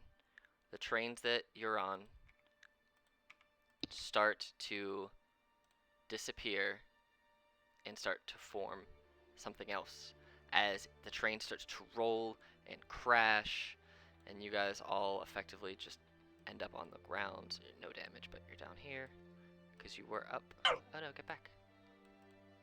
You guys end up down on the ground. But as you see the train starting to change shape, you see that the cars that you were on the musculature expands out of the metal and the rivets. You see and you hear the as the heartbeat of this train gets louder and louder and louder, and the cars almost turn into limbs, and the head of the car, the very front of the train, seems to transform, and you hear this deathly, unearthly just scream as the headlights of the train open, and teeth appear, skulls appear, eyes appear, and the train itself comes to life. We're gonna go ahead and take a quick break, and we'll come back. Holy crap! All right. My God. So be back on the 15 mark? Yeah, that's fine. I might be a little later than that, but yes, That's fine. ballpark. Cool, cool, cool. Alrighty, ballpark, 10-minute break. Holy crap. Oh my god. And go. All right. Ta-ta. All right. So, the creature has turned into a train monster, and the train is alive. I'm gonna roll initiative on them real quick, just so we have that in play. 12. So they're gonna just. What is your dex bonus, Ballista? It's a +1, so I assume train goes first. It does go first, and I will tell you are correct in your assessment of what this train is. And I will tell you the screech that you heard, mechanically, it was its rage. Rage. Oh no. Oh, and it wasn't just a regular rage either. It's a frenzied rage. Yep, Oh, no. it is. Oh my god, he's a berserker. The train's a berserker. All right, you still Hey, have hey, you still have a bonus he action. doesn't get that third attack until his next turn. He's a train. It's okay. It's your turn, Naomi. Okay, I used my 2 attacks. I have my bonus action left. Sorry. Kenzie's panicking. Naomi is not. Naomi just slowly, as they land on the ground, the translucent, golden radiant wings that were wrapped around her kind of give her a small squeeze. And as my bonus action, because we had talked about this before, and it was decided when we first started playing, it's gonna be a bonus action lay on hands to self for 36 HP, which puts me back at full. There you go.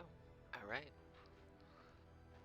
Or 37, whatever it takes to get back up to my full total. What is it? Yeah.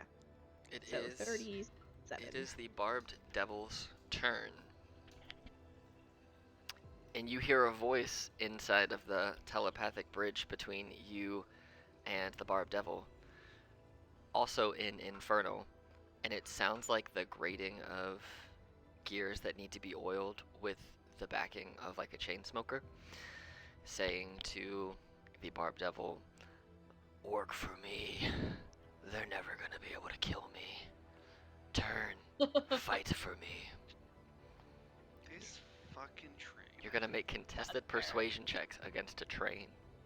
This fucking train. All right. Oh my god. Oh my god. Roll Oh, the please. one. Roll the one. Please don't roll roll the that one. No. Screw you, Oh, good, train. okay. Screw you, my- train. My brain in Kill here. the damn train. Barbara My devil. brain. Get out of here. Train's gonna eat you.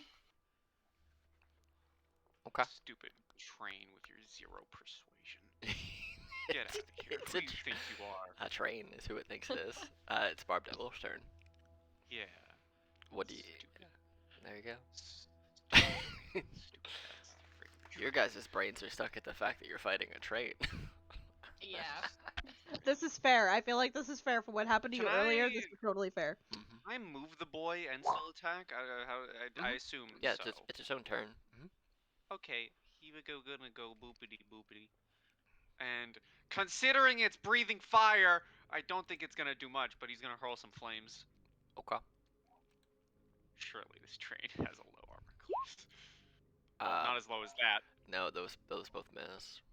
Oh, that's some good damage on that second one too. Alright, that's gonna be his turn. Okay. You're throwing fireballs at a train. Perfect. All right. Cool. So now officially the train can go into a frenzied rage. So mechanically it's officially in there.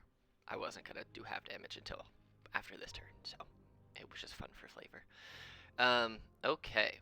So as part of its bonus action to go into the rage, it can move half of its movement, so it can move 60 feet right away, guys. Right away. No. What are we standing on? Are we just like floating? It's just the ground. On the ground. What are the odds the train is a... Oh, right, he's a berserker. I was gonna say, what are the odds the train's a battle rager? I've We got I lucky. really thought about it. Like 100%, I thought about it. So for its first attack against Naomi, train headbutt. Miss. It comes charging at you. Second attack. Oh. That hits. That's really bad damage. Oh, it gets rage damage too. Why wasn't that turned on? Hold, please. Oh, it's not. Oh, it's not doing it. But it gets 3. I think. Got it. Yeah, it goes 2, 3, and then 4. I'm pretty Yeah, sure. I don't know like why it's 18. just. I just don't know why it's not showing up. That's weird. Oh wait, but that is its turn. So let me get this back over here. Save and go. It hits with a +10, guys. Holy sh! Ballista.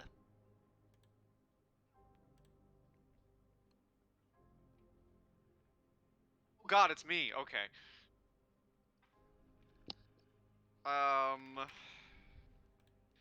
Eldritch Blast. You can certainly try. Eldritch Blast. Okay. How we looking? Those both miss. Oh dear God, I'm gonna use my inspiration in a second. If that's allowed. Yeah, go for it. The D8. Just hits. And 18 just hits the train the size of Godzilla. Your turn. And this was used on an attack roll, so it needs to make a saving throw of con against Pax's save DC, or take 2 thunder damage. Wait, why am I save DC? Because it's your bardic inspiration, is what I assume. Oh, right. And this is a saving throw? Is that right? Yeah, I passed it with a 20. Oh. So no 2 thunder damage, but almost. We didn't spend it. Okay, cool. All right. And yeah, that's my turn. No, he spent the bardic inspiration. It's just a side effect of it. Because I think he still gets the bonus thingy. He did. That's what that was for. Oh, got it. Okay, I see. Sorry. I'm You're fine. It is your turn. trying to catch up. Okay, so I'm going to do my performance of creation thingy. So this is the tree friend that we talked about, everyone that I haven't used yet. What the heck's his name? We'll say it's Ig, short for Yggdrasil, because why not? So, Iggy. Oh yeah. So I'm going to summon Iggy, and I want to fly, because I'm hoping Train can't fly, and I just want to go straight up. And it's a bonus action to summon him? Is it a bonus action? I don't know, because you're casting the fly spell, correct? You can channel the magic of the Song of Creation to create a non-magical object as an action. As an action. And then you were using fly as the spell? Is that where you were flying, or how are you flying? Just want to try to remember, because I remember we talked about it. I think about the particular creature I had, like it was a mechanical tree friend. Oh, you want to ride on top of him because he's large and the creature can Correct. fly. Oh, yeah, that's fine. Yes. Do you have the Yeah, he's token? large. Do you have a token for your dude? Do I? No. All right, let me see if I can find a giant tree, or we'll just use this. Flying tree. Bam. We'll just use their animated tree token. Which I guess his speed is probably my speed, so 35? Question mark. I think it has its own in your character sheet. I'd have to look. Oh, let me look. That is that. But yeah, so it's your action to summon them, and then Is that an extra, or is that a feature and trait? it should be in feature and traits. I think. Let's see. Potential inspiration. It is. I've used it. Animating Large, performance. Here. Yeah, it's just a dancing item. Yep. So basically, it has 100 hit. Nope. 5 times has 55 hit points. It can fly 30 feet. Like if you click on the animating performance, it will bring up the stat block on the right, and it tells you what it can do. Oh, got it. Okay, thank you. That's very So helpful. those are the things you can do with it. We're gonna go 30 feet up. So to there. All right, I'll give you access to the token here in a second. Controlled by that works. Pax and me. And it's Iggy YGGY. Metal 60 feet. Let's measure. Math. So if you're using it as an action to make him appear, you cannot then cast heat metal. Because that's True, also because it's an also an action. Yep. Got it. You should be able to move your tree guy now, though. Okay. Let's see here.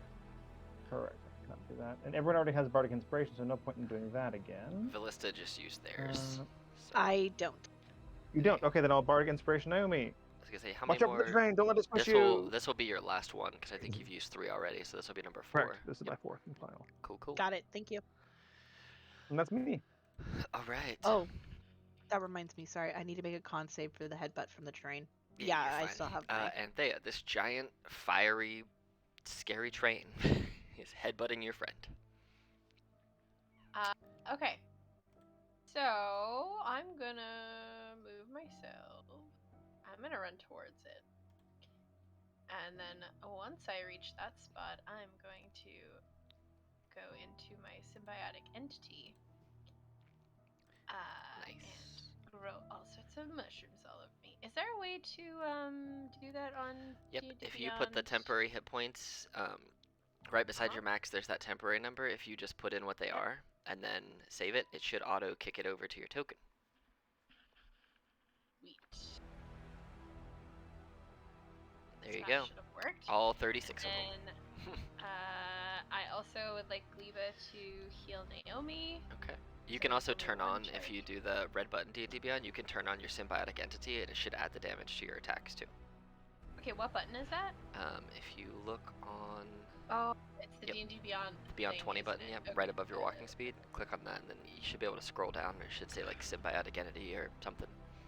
So, and turn that on, and whenever you do attacks that are melee, you get to do that extra stuff or whatever your capabilities Hey. are.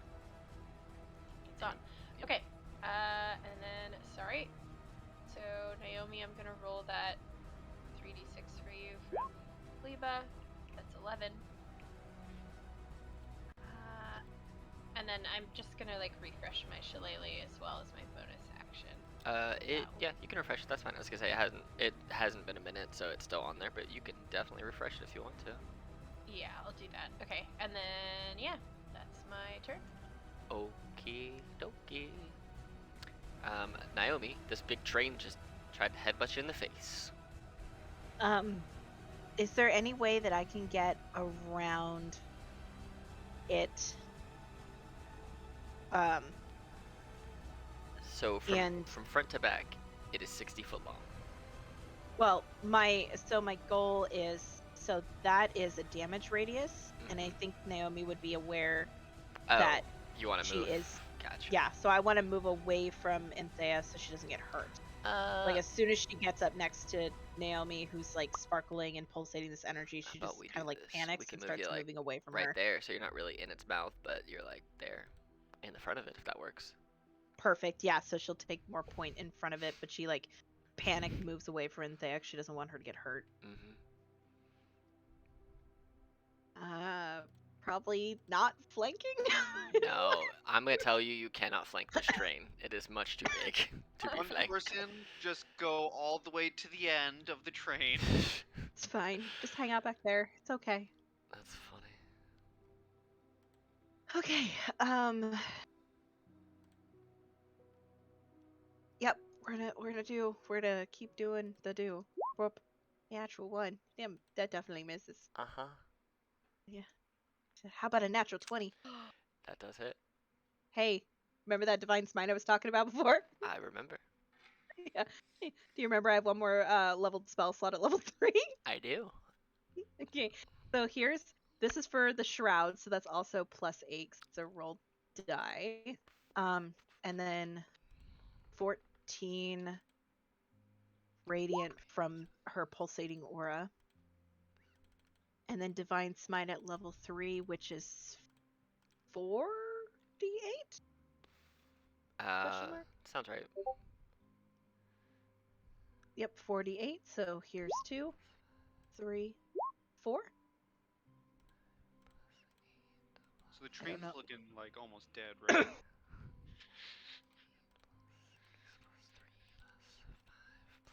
So Okay.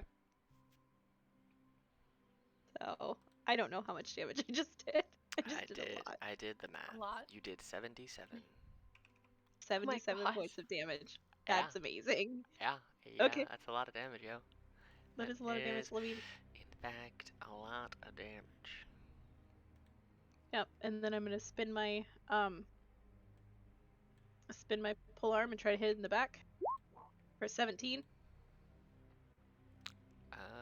That will miss. How about a 20? Yes, that will hit. Awesome.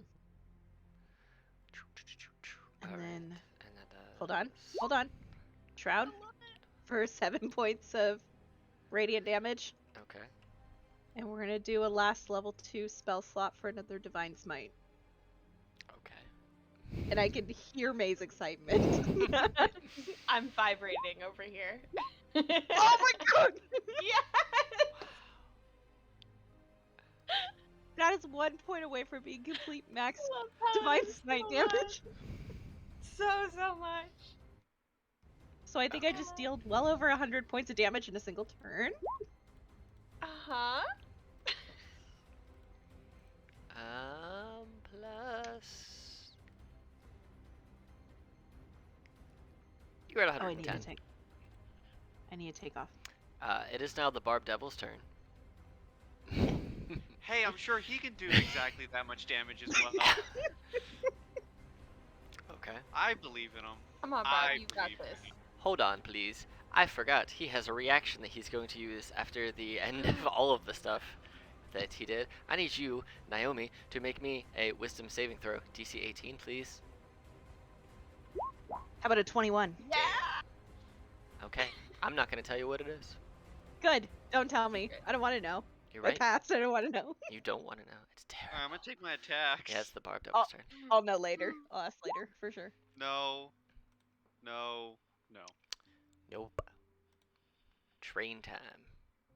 Well, the train's gonna As it starts try and its turn, wreck your can day. it please?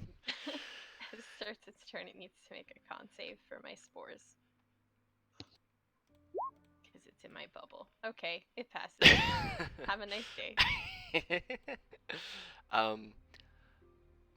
Okay. Alright. So, this train is going to, these all have +3 damage. I don't know why they're not, hopefully they show this time. The first attack on you, Naomi, is this one. Miss. Damn. Second attack. Hit. For 12 +3, so 15. And then third attack, he is actually going to, it's part of being a big train. You're lucky. You know what? He's gonna take a swipe at the Barb Devil with his headbutt. The Barb Devil has done nothing to you. Literally. For 9. Innocent. Is this magical damage? Yes. Is cold? Oh, okay, yeah. It's just magical bludgeoning. Okay, He's biting so you. 9. Yeah, 9. Oh no. Can I sentinel his face? Is the Sure. rage damage also considered the magical stuff? Yeah, it is. Alright. 9 Cool. points of slashing damage. Alright. Oh, and please take a level 1 divine smite as well. Okay. Give me that smite damage. I always have so much trouble trying to track it down on this. There it is. 9. Why is it rolling twice? I don't understand. Because it's 2d8. But it rolled twice. Oh, that's weird. I don't know why. Well, I'll take the 9. So 9 instead of radiant 19. damage and 9 slashing damage. Alright. Oh, and just to be a jerk, because I can I push it away 10 feet? Is there a size restriction on that? You did not put a size restriction. Interesting. Ooh, snap. Oh, I also forgot that you have to get pushed 5 feet away. Not that it affects your Pushing range each any, other.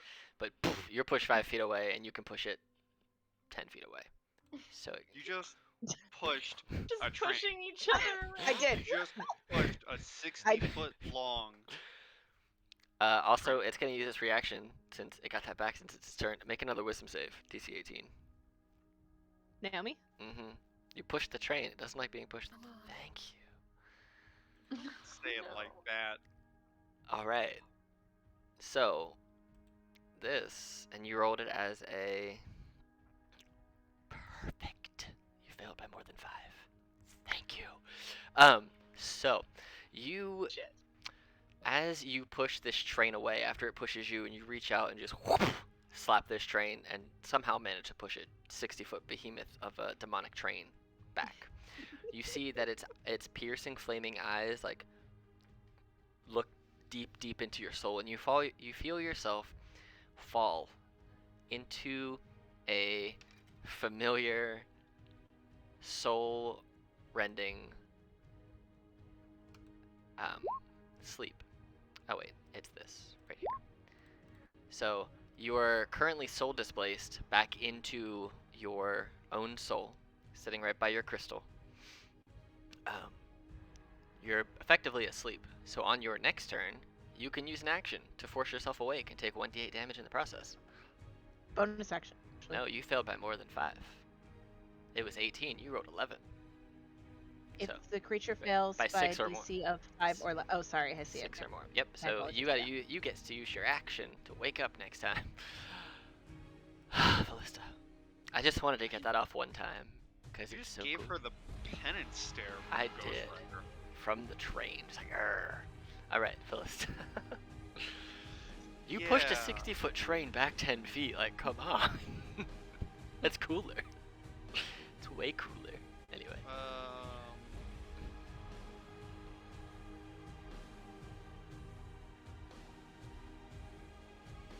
I'm gonna try.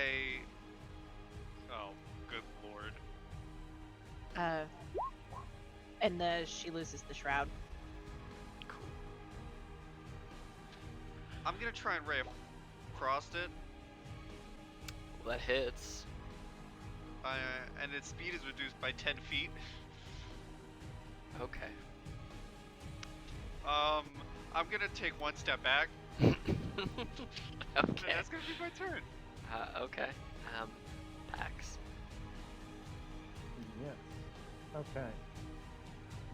I'll have to do a quick phone call after this turn, but feel free to run me, Alex, while I'm away. Trying to stay above the train is goal. Okay.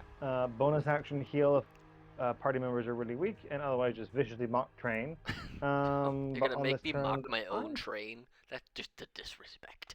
Okay, that's fine. hunk of metal. I'm gonna fly up a little bit. Oh, I can tell you the train is made of metal.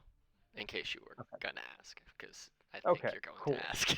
Yes, it's made of So metal. I'm going to heap metal the train. Okay. What is the highest level spell I can muster at this time? I think I still have some fourth left. Yes, I have some fourth. Click. Click. All There right. we go.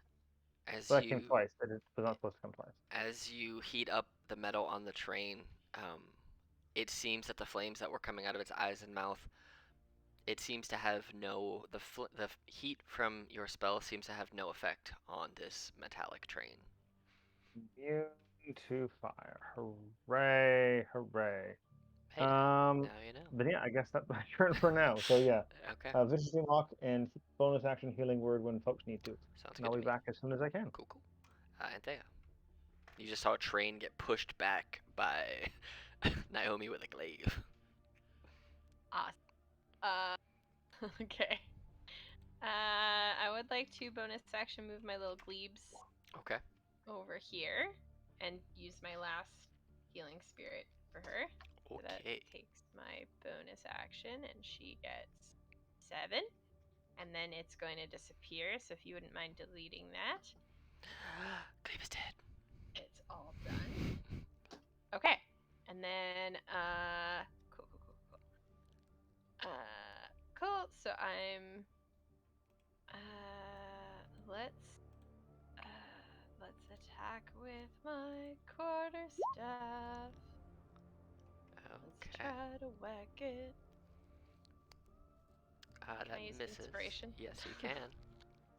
It's a D8, right? Yes, See if that helps. it misses. 11. No. Okay. Well, have a nice day, trader. Okay. That would be all I can do, except when he starts his turn, I'll spore him again. Okay. Naomi, you find yourself in the recently familiar innards of your soul sitting by your crystal, floating high up in the sky, with wings from your back. Nobody else around you, and you know how to get out of this place since you've done it once before. I will reach out and gently place my hand on my crystal. Okay. And say, thank you for always being my inner light. I will never let you fade, and I will slice my hand on my crystal Cool. as my action and wake myself up. All right, and you take 1d8 worth of damage, so you can roll that d8. And what kind of damage is that? It's just slashing. But yeah, it's just whatever damage type you used is what type it is. So Okay. if you Eldritch Blast yourself in the face, Felista, it's 1d8 force damage to the face. Yeah, so two damage, and your action, since you failed by 6 or more, so you have a bonus action and some movement. Okay. I think in order to be able to use my polearm master technique, I think I have to attack. Correct. Would that be considered an attack against myself? No. Okay, that's totally fine. I am going to then dump my last lay on hands into myself. All right. My final 8 lay on hands is going to go to healing me back up, All right. and that will be then my turn. Barb Devil versus Trained. The bout All we've right, all been okay. waiting for. I've renamed him. He's Bob Devil. Oh, Bob Devil. Go, Bob. Let me actually rename him on the sheet. Or is he because why not? bobbed? Bobbed Devil. Bob. Well, he ain't bobbing Love for that. apples. Or bobbing for devils. I'm renaming him. All right. Bob Devil. Bob DeVille. All right. Tail. Oh my God! Come on, Bob. Nope. Just Nope. one. Nope. Damn you, Bob. Okay. You've been good though. You've been good. It's got to make a con save in your spore life. It rolls a third. Wow, that's really bad. I think that fails. How much spore damage does Mr. Train take? Close. It is 2d6. And yeah, so it was a DC 16, so he failed. So he takes 8. As you your spores encompass this train, it blasts back a hellish rebuke of fire at you. Rude. So it's also Rude. 13 save. So, 13 so deck a save dex save. of 13. Okay. Yes.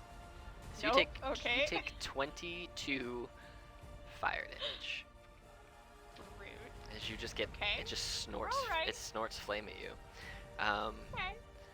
I mean, it's gonna attack you now since you just spored it and having a bad time. It's gonna try and headbutt you. Awesome.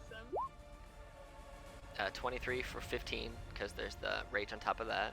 Second attack is a 27 for 19. Oh god. And it's gonna attack you one more time. 13. Third one misses. All right, so you take what's that? 28 plus 6, 34 total bludgeoning damage. So Wait, 34, is that counting the that's counting. rebuke? That's counting the. Oh, including the rebuke. That's 56. No, I already did the rebuke. Oh yeah, the so the what is it bludgeoning again? the bludgeoning alone because it's not adding rage on here for some reason. Oh, that's why. Yeah, okay. so it's Sorry. 15 plus 18, so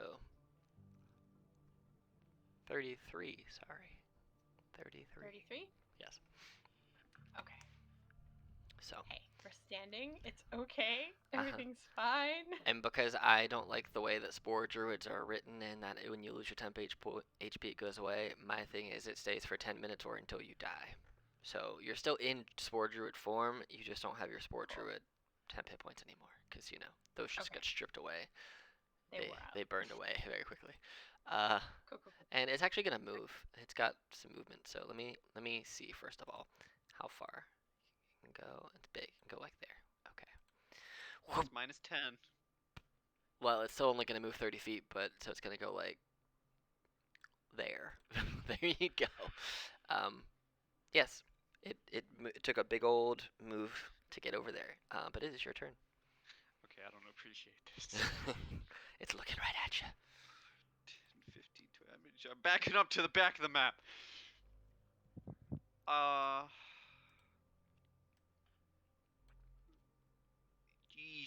Yeesh. I'm gonna try and Ray of Frost it again. Nope. No. That misses. Yeah, that's my turn. All right. So Pax said he wanted to heal with his bonus action. You are 50 feet away, so does he have healing word? Not train life. Let's see, spells. Or actually, bonus action. He does have healing word.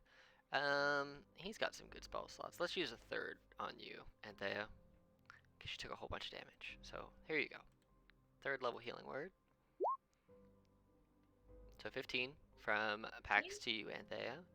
And then he wants to mock the train. So Yes, he does. a wisdom save. That he passes.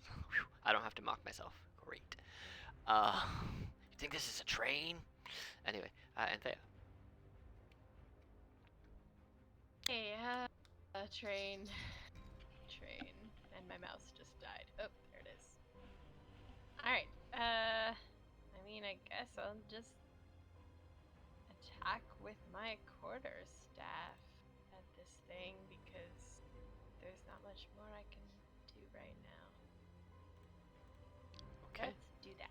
Do it. Give it the old smackaroo. That will miss, unfortunately. Maybe not. Okay. Panic.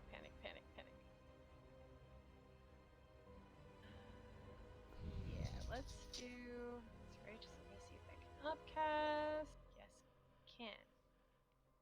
Can I bonus action healing spirit and bring Gleba back?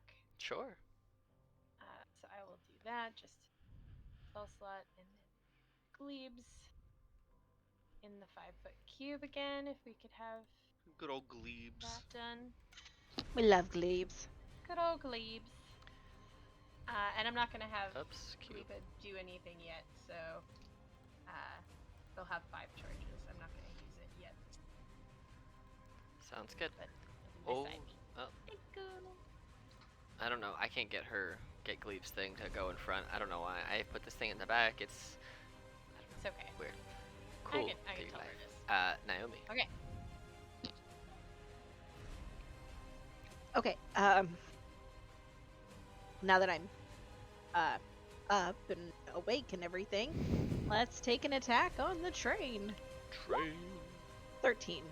Misses. 13. Yes, Damn misses. it. Rude. 19. That does not miss.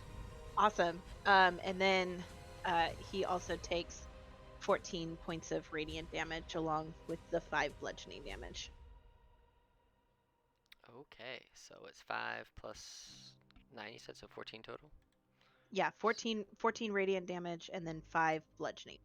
So a total of 19 damage. Cool. All right. Let me see how close everybody is, first of all. You're all within 60 feet. Cool. As a reaction, Valista, make me a wisdom saving throw. DC. What did I say it was? 18. 18. There it is. I was like, Oh boy. you feel yourself kind of nod off for a second. You find yourself back in the dance hall, being spun, being danced with your partner. Barb Devil's turn. How the fuck does this work? So, I'm gonna roll me a. What's your spell DC? It is a 17. So roll a charisma saving throw for the Barb Devil at advantage because you're unconscious, technically, right at your sleep. And if it beats your spell DC, it's no longer under your control. It's probably going to. The Barb Devil's control seems Is to be themselves. removed. And now it can attack anything it wants, right? It can. Yeah, it can do its own thing. Let me read it again. So if I lose concentration, it remains for 8 minutes, Okay. and it can act in whatever manner it chooses for those 8 minutes. And when those 8 minutes are up, it goes bye bye. I am gonna roll a D100. Do you want high or do you want low? Believe in the heart of the cards. I want high. All right. If it is high, it will flee. If it is low, it will move to attack. Probably Naomi, because she's right there. I Sure, mean, low. it's Naomi. All right, roll Totally fair. roll 3 attacks against Naomi. All the attacks just coming out from this Barb Devil on Naomi. Miss, Is it? miss, hit, miss. There you go. 6 hit. Just 6 So you piercing. can hit her, but you can't hit the train. Hey, she doesn't like paladins. I don't know what to tell you. Train's a demon. Why is he gonna attack its own kind? All right. It's not one of its kind. It's the reverse of its kind. It's the thing that they hate. Cool. Now that it's got you dealt with, it's gonna go ahead and attack Naomi 2 times and Anthea 1 time. 1 attack, 2 attack. Both hit, Naomi. Plus 6 on top of that, so 37 for the Got it. rage. And then this one is against Anthea. Headbutt. And that hits. So That's 18 more, because the rage for some reason is not adding. And that is its turn. And you can hit the train. Did it do the spore save on its turn? It did not. I forgot. It That's rolled fine. a 30. Whoa, Oh it's my very God. good Jeez. at that. Okay. It's a hardy train. Full of hearts, if you will. Ah. Ba-doom. Ba-dutch. 9 points of slashing damage. And Okay. a divine smite. 10. All right. This train's looking My God. like a bad time. Bad time train. Well, I mean, it's still got a lot of HP, but comparatively, it's looking like a bad time. Shush. Ballista, it is. Oh, So for did I Pax for fail your my turn, I big did a number? 3rd level. Yeah, you did. So I did a 3rd level healing word for you on Anthea because she got wrecked, and it passes Vicious Mockery. You failed by 7, I believe. So you to wake up will have to burn an action and then take 1d8 worth of damage. Or you don't have to Jesus. wake up. You can keep yourself there. No, I'm not. Okay. However, I am going to do something unique because mid dancing, I'm going to break it by pulling an attack on Titan and biting myself. Chomp. Roll that d8. You did not bite hard enough. But you are awake and you realize that your Barb Devil is now out of your control. The train is going wild, and you have a little bit of a bite mark on your hand. Can I do a bonus action? If you have the rest of your turn, you just don't have an action. I'm gonna hex it. Okay. Hex And train. I'm gonna give it disadvantage on. I'm gonna give it disadvantage on. Because this is funny, I'm gonna give it disadvantage on dexterity checks. Okay. Pax, it is your turn. Hooray! Is that a silence up that I see, or is that from the last combat? That's still your silence before. 'Cause I don't know if you wanted it up or not. Why not? This train can be a little bit quiet. The train, don't be so loud. It's annoying. Just the top. Just Do I have? Yeah, I think we're just gonna thunderwave train. We're just gonna thunderwave train as much as we can, because hopefully he's not resistant to that. Let's do. There's the slot. Let's do the cast. There we go. Okay. Train! Stop messing with my friends! True. Alright, cool. So you're flying down to the train, casting Thunderwave. because you gotta be right Yeah, it's by like, it. So you're like right there. It's gotta make a con save of 16. Oh yeah, put yourself wherever you want to be. 16 con save. I guess not in the silence. It's my bad idea. So like, woohoo! We'll buzz the tower. We'll buzz the tower of the train. Well, it passed with a 28, but it still takes half damage. A little bit of a pass. A little bit of a pass, you know. All right, so half damage. Cool. Mhm. And it seemed to take the damage. So it's just a really hardy demonic train. So all right, is that your turn? Yes, that is it for me. All right, and Thea. Yeah, I'm gonna whack it again. Okay. I'm gonna try. Yeah, nope. Do you want Gleba to heal you? Yes, please, Gleba. So I will do the. No. Just let me check what level was that at. Was that at level 4 again? I believe, yeah. So it should be the. Or should I just take what it rolled? Can I just take what it rolled that time? That's Just what fine. Level. Yeah, that's fine. Okay, so I'll take the 14. Beautiful. All right. And, can I move it as well as my bonus action? Like after it's healed me, can I move it over to Naomi so that it's Yeah, on because her it turn doesn't and doesn't take anything to heal you with it. So yeah. Sweet, so I'll do that. So Okay. Gleba hops over. Cool. All right. Naomi, you can get heals now too. Yeah, I'll definitely take the heals. Oh, you get 5. That is Sorry. more than what I had, dear. So I will take it. It's Does it dismal, work? but it's- Does Anthea choose who gets healed, or is it a blanket heal in that square? Because the she Barb gets Devil she gets to healed. choose. She gets to choose. Okay. Okay. Yeah, sorry. It's Sorry, your Bob. turn. It is your turn, Naomi.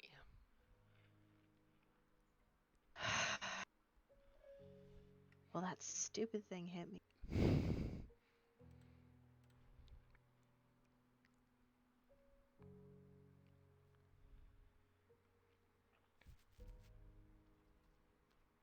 However, it is close, so that might make it one. Okay, so we're gonna try to hit the train Okay. for 12. That will miss. 26. Yeah, that's gonna hit. 12 points of slashing damage plus 14 radiant damage, which also goes to the barb Oh, demon, Barb Devil Boy. All right, so it and then gets she gets hit for 3. that Barb Devil and is then- looking pretty hardy still. I didn't realize how many Final- HP the thing has. Final divine smite Okay. onto the train for 10 Okay. radiant damage, and then polearm attack against the train. That will miss. That didn't sure. That 9 misses. That is the attack of opportunity, my good sir. Oh, are you moving? Oh, it's the attack opportunity one. I didn't move. Yeah. All right. 10. That definitely doesn't hit. Still So it's misses. fine. Barb Devil. It's gonna. I'm gonna roll a d100. You want high or you want low? Give me high. All right. If it's high, it will attack you. If it's low, it will attack the train. Cause it's gonna kill something. Train life. Roll some attacks on the train. It's gonna move up Is here. he in range? Okay. He is now. I will not take an attack of opportunity on him. He can move to the train. Come on, Bob. You're on our side. Hit the Yes. Yeah. damn train. Hits with one of them. Oh, the tail hit though. That's fine. He knows his hatred for demons. Roll Bob a wisdom saving throw, DC 18. So as Bob slashes out of this train, it looks and just these fiery eyes stare into this barbed devil's. Oh, is this skull. magical? No, it is not. It is just a thing. It's a feature that happens. You see that Bob collapses to the ground, starts kind of foaming at the mouth a little bit, and he's not happy right now. He is in his soul. How is this gonna work? Exactly. It can't move to you. Actually, it can reach you though. It's going to take two. Or- It's going to take 2 tail swipes at you, Ballista, and 1 bite at Anthea. All right, ready for the tail attack? What it's called? Wham! Train car swipe. Wham! Train car swipe. Wow. That is awesome. The first one hits. Okay, so I also need you to make a DC 18 strength save or get knocked prone. Well, I'm not gonna succeed that. You're prone again. Again. And it's going to take a bite or headbutt at Anthea as its bonus action. Which I think misses, right? 14? That might hit. I think that meets. You have an AC of 14? So, yeah. Oof. Yeah, so 15, Yeah. 18 bludgeoning damage. Oh, you have 13 damage over there, Ballista. I forgot the rage isn't added in there. So, Ballista takes 13, That's alright. Anthea takes 18. You're just gonna keep poking, huh? Keep poking the train bear. Yep. Poking the train. That hits. Damn right I am. That hits. Get it. I do one thing and I do it well. Death by 1,000 pokes. Ballista. Con save for the sports. Oh yeah, give me that. So it's gonna be 10 because it's half of 18. Oh yeah, Hex is concentration. I need to make a save. Mm-hmm. Give me saves. Ballista, you pass.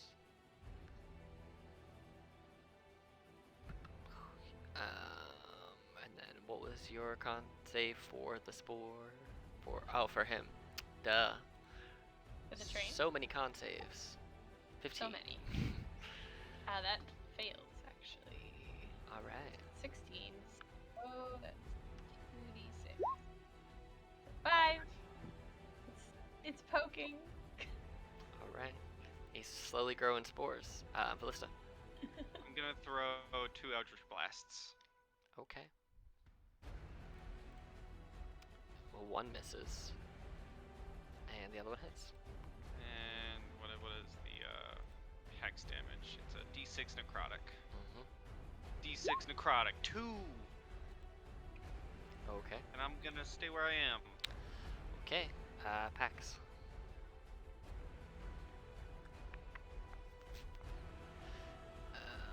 Is Michael back or is he on the phone? I think he He's meant. muted. I think he's. I'm here, but too many muted. Too Oh. many muted. Gotcha. Can you hear me okay? Yeah. Yep. It is your turn. Excellent. Let us. I don't think there's really anything better to do than my current plan. So yes, Thunderwave at 3rd level, and try to stay out of its reach because no one's really on death's door at this point. Correct? Correct. Well, Yeah. it doesn't look too awful. Naomi doesn't look great, but you know, she's on the other side of a train. This is true. We'll just try what we think works. So con save for Thunderwave, DC 16. Yeet. Eat. Fly, fly, fly. Fly, fly, 19, fly. so 11. Okay. Chipping away, chipping away. As You can do it, guys! as you fly down, and you're just floating above this death train, how do you want to kill it? Oh my Ha! god. Yes! Yes! Oh, Hmm. thank God. So I think we'll do kind of like spiral. Does it show when I spiral? Does it show my token moving? It shows You have it. to let it go. Yeah. Okay, As you're- okay, we're doing kind of like the MiG flying down. It's like no, kind of like I'm going to impact with it, and then we'll thunderwave it at the last minute, and then we'll kind of be mirthfully dancing and leaping on Iggy. I just look down and say, "Ha! See, we got it. We have solved the transportation problem." Well done. As you get down and death spiral comet crash into this train, it broke. Oh man, I broke my music, guys. Oh damn, I broke my music, guys. Somebody fix it.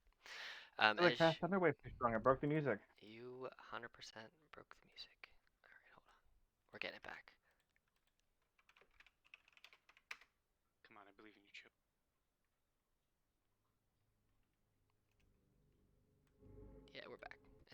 do that.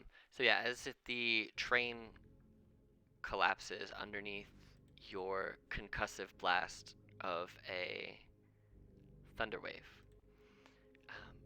you see that it starts to topple and roll and spin and almost go into like this alligator death roll.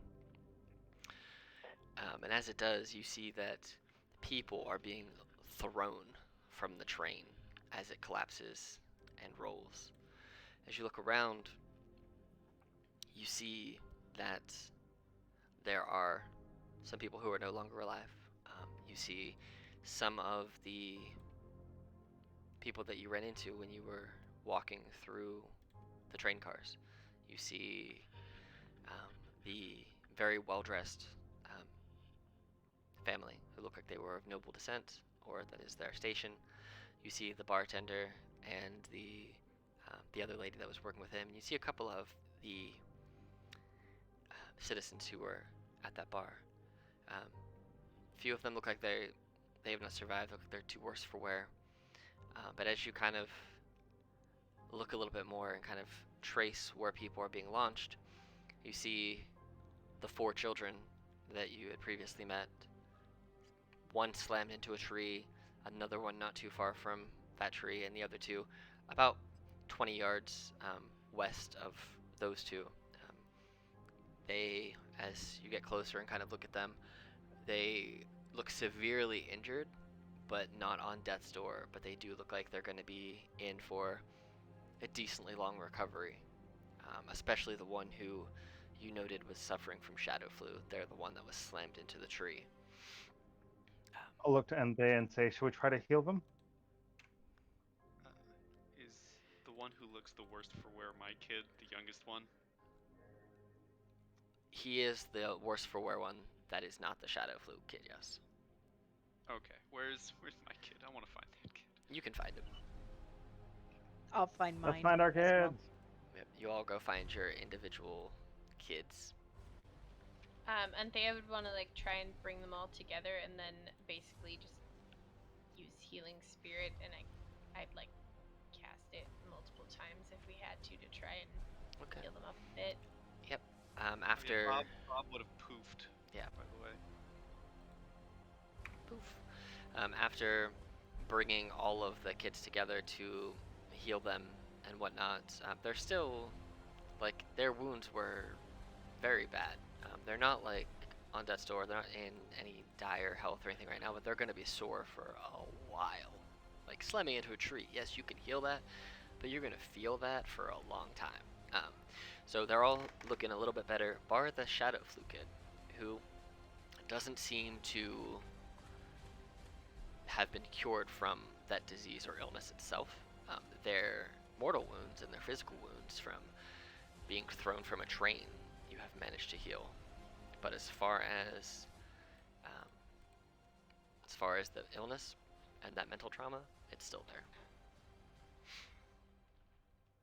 They look up at you and they're just like, they look like they're seeing stars almost. Like they're so kind of, they're definitely concussed.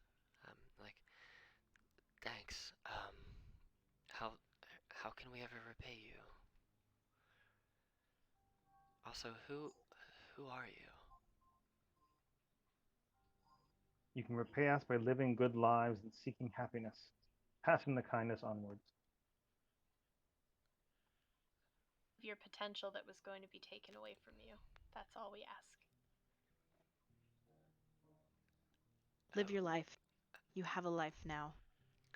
And any troubles that you run into will help make you into a better version of yourself going forward.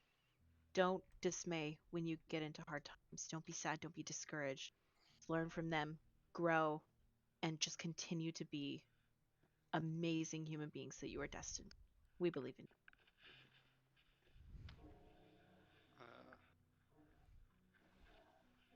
Felista would like to take her kid, the one who has the sickness, and kind of embrace him in a hug, like a motherly hug, and kind of walk away from the group with him, just a ways off. Okay. As you guys are talking, Ballista and the kid with the shadow flu kind of head off a little bit. What are you and said child doing?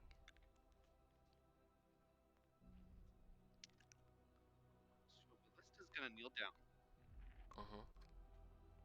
still holding the kid, and she is going to be absolutely bawling her eyes out because she despises doing this but wants to protect the kid. And she is gonna kneel down while still holding him, and she is going to call to the Prince of Frost. And she is going to say, I've prepared this. She is going to say and try and call to the prince. My prince, I call to you in time of need. This child suffers, but I wish to offer them to your service. Take them into your ranks. Frost them over and grant them the strength to fight against this disease. And against all enemies who oppose your will. And as I say that, if you would allow a little creativity, Mm-hmm. I would like to Tomb of Levistus over both of us. Okay. You guys see, the three of you see Ballista's kind of walk off to the side. Naomi, you always have her in the corner of your eye, just as Yep. you've trained yourself to at this point. You kind of watch her eagle-eyed, as you can see that when she kneels down that she is bawling, and it's an interesting sight because you at this point can kind of understand that she was the one that protected you from the ice blast of the prismatic spray earlier, and kind of keeping an eye on what's happening. As you kind of remember that she's the one that protected you, you see that all of a sudden this bright blue flash blazes through these woods, lighting up the darkness that is surrounding all of you. The blackness of the trees and the landscapes and the grass and the clouds all goes this diamond blue and bright white combination, almost like you're in the middle of a flash snowstorm, just momentarily. And as you kind of cover your eyes and get your sight back from this blast of cold energy, you see that the moon itself is no longer red. The moon is white and blue. You see that both the child and Ballista are covered in ice. And as you kind of stare and look for a minute, you see that this entombment, this investiture of ice that surrounds them, melts away. And as it melts away, you all at this point see this after bracing yourself from the sight, that the child is no longer looking sickly and weak, but they have at their side a blade of ice. Their eyes are bright diamond blue, their hair is bleach white, their skin is bleach white, and it's almost like there is this figure about 1.5 feet taller than the child, standing and looking over both Ballista and this child. And as you're staring, all of you, just for this split second, you see that it brushes its cloak over the two of them, and as it pulls its cloak back up over itself at the same time in one quick weaving motion, you see that Ballista is left on her own, weeping on her knees, with the child gone, footprints of ice left in front of her, and walking 5, 6, 7 steps away until they just seem to have melted. And it's almost as if you look further down into the woods, there is a slight sprinkling of snow just kind of falling as this child is gone and Ballista is there alone, just crying.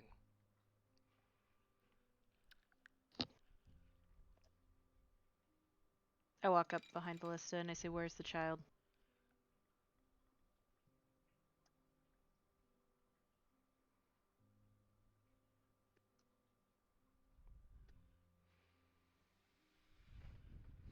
Where is the child?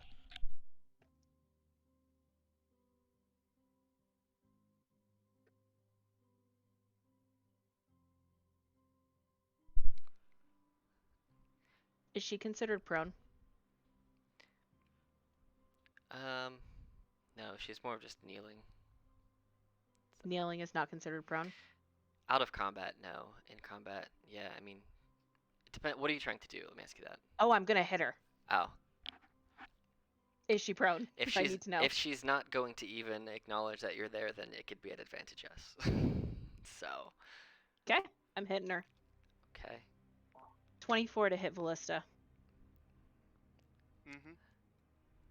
6 points of slashing damage. Where's the child?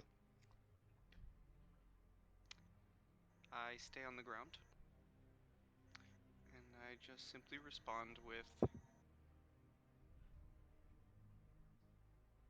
"He is with the prince now." I hit her again. You 17 to hit Ballista. Mm-hmm. you hit her again. 12 points of slashing damage. And we're gonna drop a level 2 Divine Smite in that. What are Anthea and Pax? What are you guys doing as you see Naomi walk up, start yelling at Ballista, and then just smiting her? As this happens, I'm gonna step forward and Oh, you're over there. Now you're over here.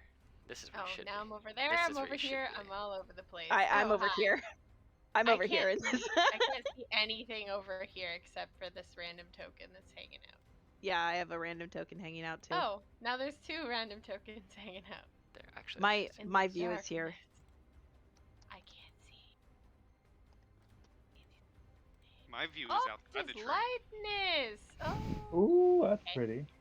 Yeah, I'm gonna Oh, I step can't get over over and. there. Oh, that's completely this different. is Yeah, okay. I was over in the train car. This is cool. Oh, there we yeah, go. I was also in There the we go. train car. Yeah, I'm gonna I'm put a coming hand with you. on Naomi and like just her shoulder and be like, please, we can't. Like, we just got through all of this. We can't kill each other now. Did you take your Divine Smite damage too? I did. Okay. No, she sacrificed a child. She deserves to die. We don't even know what happened. No. He is not here. He is not here. Did you not see him walk Ballista. away?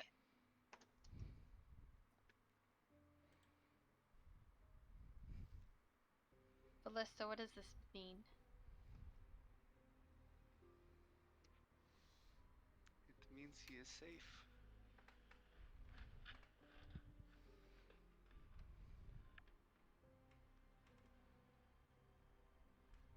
You gave him a fate than death.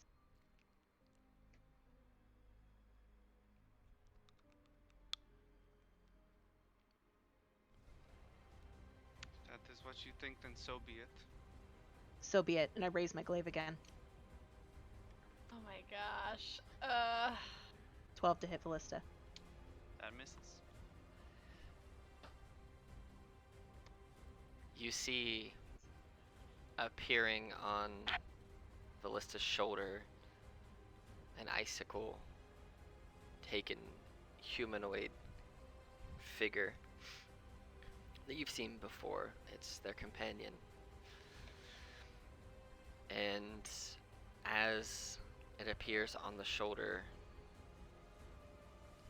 Ballista, it touches you on the side of the cheek with the back of its hand, and your whole body is encased in ice, but not in the entombment of which you're used to as far as protection.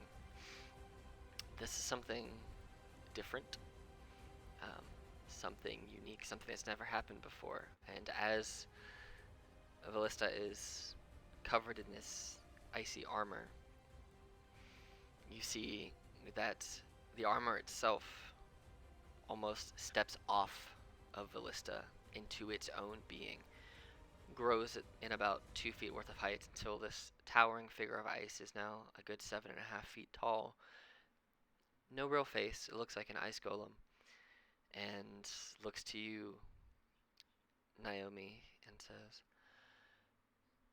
"You may not believe in our methods or even agree with them, but the child is alive. The child is safe, and if you don't wish to incur my wrath, I would say to let Ballista be. She did what she believed to be right for her and for him.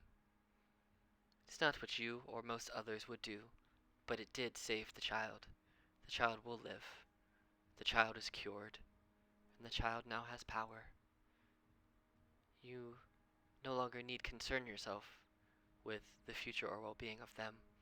They have escaped this," and they wave their icy arm in the air around you, "this eternal domain of dread, unlike yourselves, who have yet to even realize where you are and where you find yourself and the powers at bay here. Until you have come to the conclusion of what to do with this domain, you're never going to escape. You're just going to stay here and fight and survive and maybe die, maybe live. But more souls will be lost until you save the domain. Good luck. Don't kill each other." And the ice explodes into this, like when you shatter an icicle off the wall, explodes into a rain of ice pieces. And it just goes back to being a little humanoid familiar on Ballista's shoulder.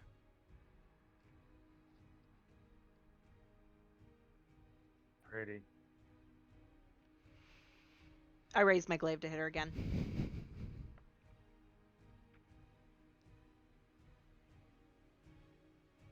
If nobody stops me, I'm taking another hit at her. Would we step in, Anthea? I don't know. No I gut feeling. mean, can I just like You can step in front of it or try and stop it if you want.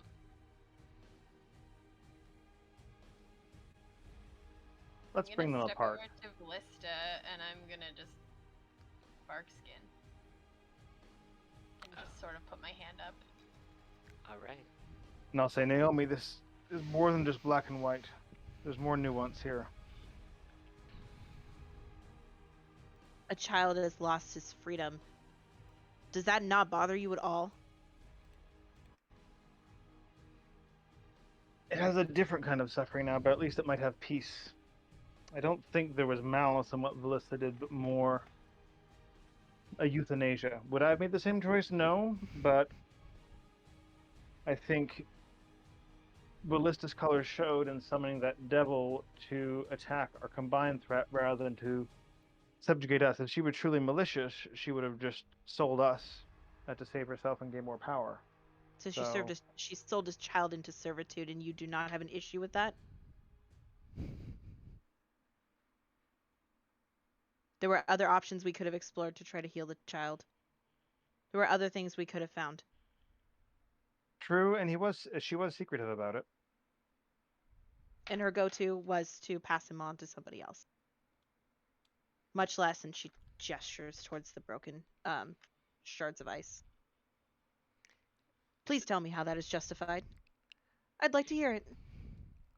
And I will, despite my tone, be open to hear what you have to say. Well, Ballista, I feel her question is better answered by you than by me. What is your justification? Why shouldn't Naomi smite you? Because he was going to die. I'd let it be known very early on that this was an option. And I decided upon myself to take that option. Who appointed you judge? You're not omniscient.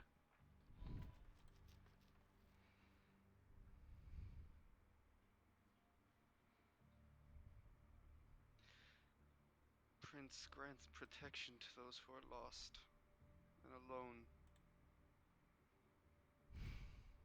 like he did with me. You talk about the child's freedom being taken away, yet this child's freedom was taken away when your king bought them from their family. What about this charge that you just traded one savior for another? I think Naomi's point is justified. I don't know if you've given them freedom. You have given me freedom.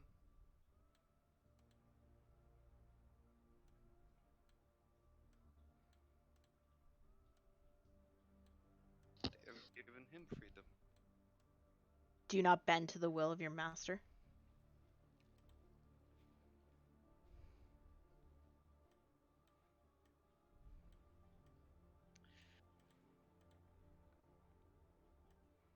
I listen to him and he listens to me. At this point, the other three children approach the four of you, seeing you arguing and fighting and using deadly force and weaponry against each other. It took them some time to get over here because of how injured they still are. And the one in red walks up to Vallista and just throws her arms around her in a very strong and tightly she could muster hug. And the other two look up to the other three of you and just say, "Thank you. You saved us. You saved all of us. You especially saved Jeremy. He had no hope. Based on what we just saw, we think he's going to be okay. We think we're going to see him again someday. We have a feeling deep down he's not gone. If he was gone, we would know. We don't feel a sense of emptiness or sadness. We're happy. We're gonna go home now. Well, at least what's left of it. And try and rebuild our family and see if there's anybody still alive. We would appreciate it if you guys would come with us so we can try and repay you in some small way. But there's no need to fight anymore. I think we've all done enough of that. I don't think this isn't any of your fault. This was, well, the monster's fault. They're the one that took us. They're the one that, well, that made the disease worse. There are other people with the disease too, but we've never found a cure. So maybe you can do that. Maybe you can find a cure, and if we get him back ever, if he still has the shadow flu, we can solve it. But I think there's been enough violence for one day. Don't you? And they look up at you, Naomi, and they're starting to cry a little bit, but just a little.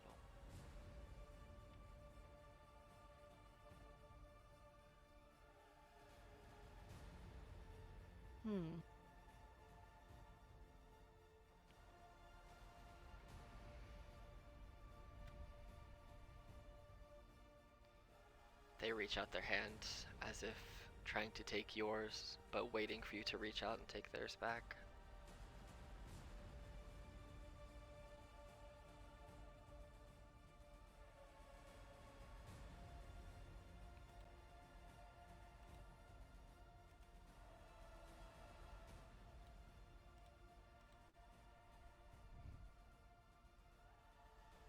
She would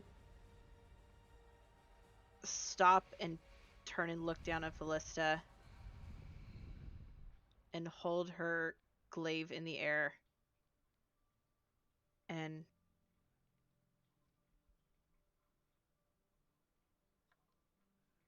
cast Zone of Truth. And I want a charisma saving throw, Vallista. Unless she wants to willingly fail as Naomi holds it up and the radiant bubble starts to surround the group, and she says, "Speak from the heart, speak your truth. Do you feel like what you did was right?"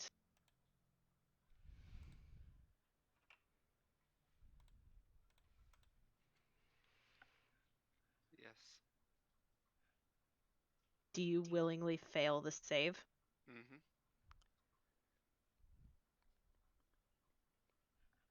You can tell that the magic was not resisted. Yeah. You know your magic and how it works, yeah. So you know you're telling the truth.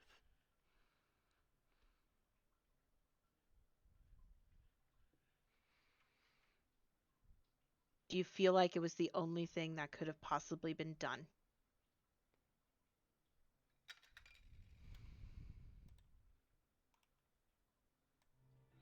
Yes, I do.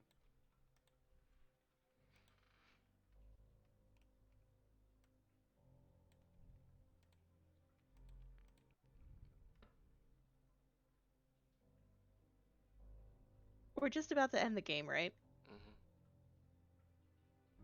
Mm-hmm. I assume so. Indeed. Alex? Yeah, we are. Great. So I want to ask one more question, but I think it would be a really nice cliffhanger. And I know Naomi would not be able to resist asking Felista this question. So she would look down and ask Felista, knowing that she has willingly given herself into the zone of truth, and state, "Why did you choose to betray the crown?" And that's where we'll end the game tonight.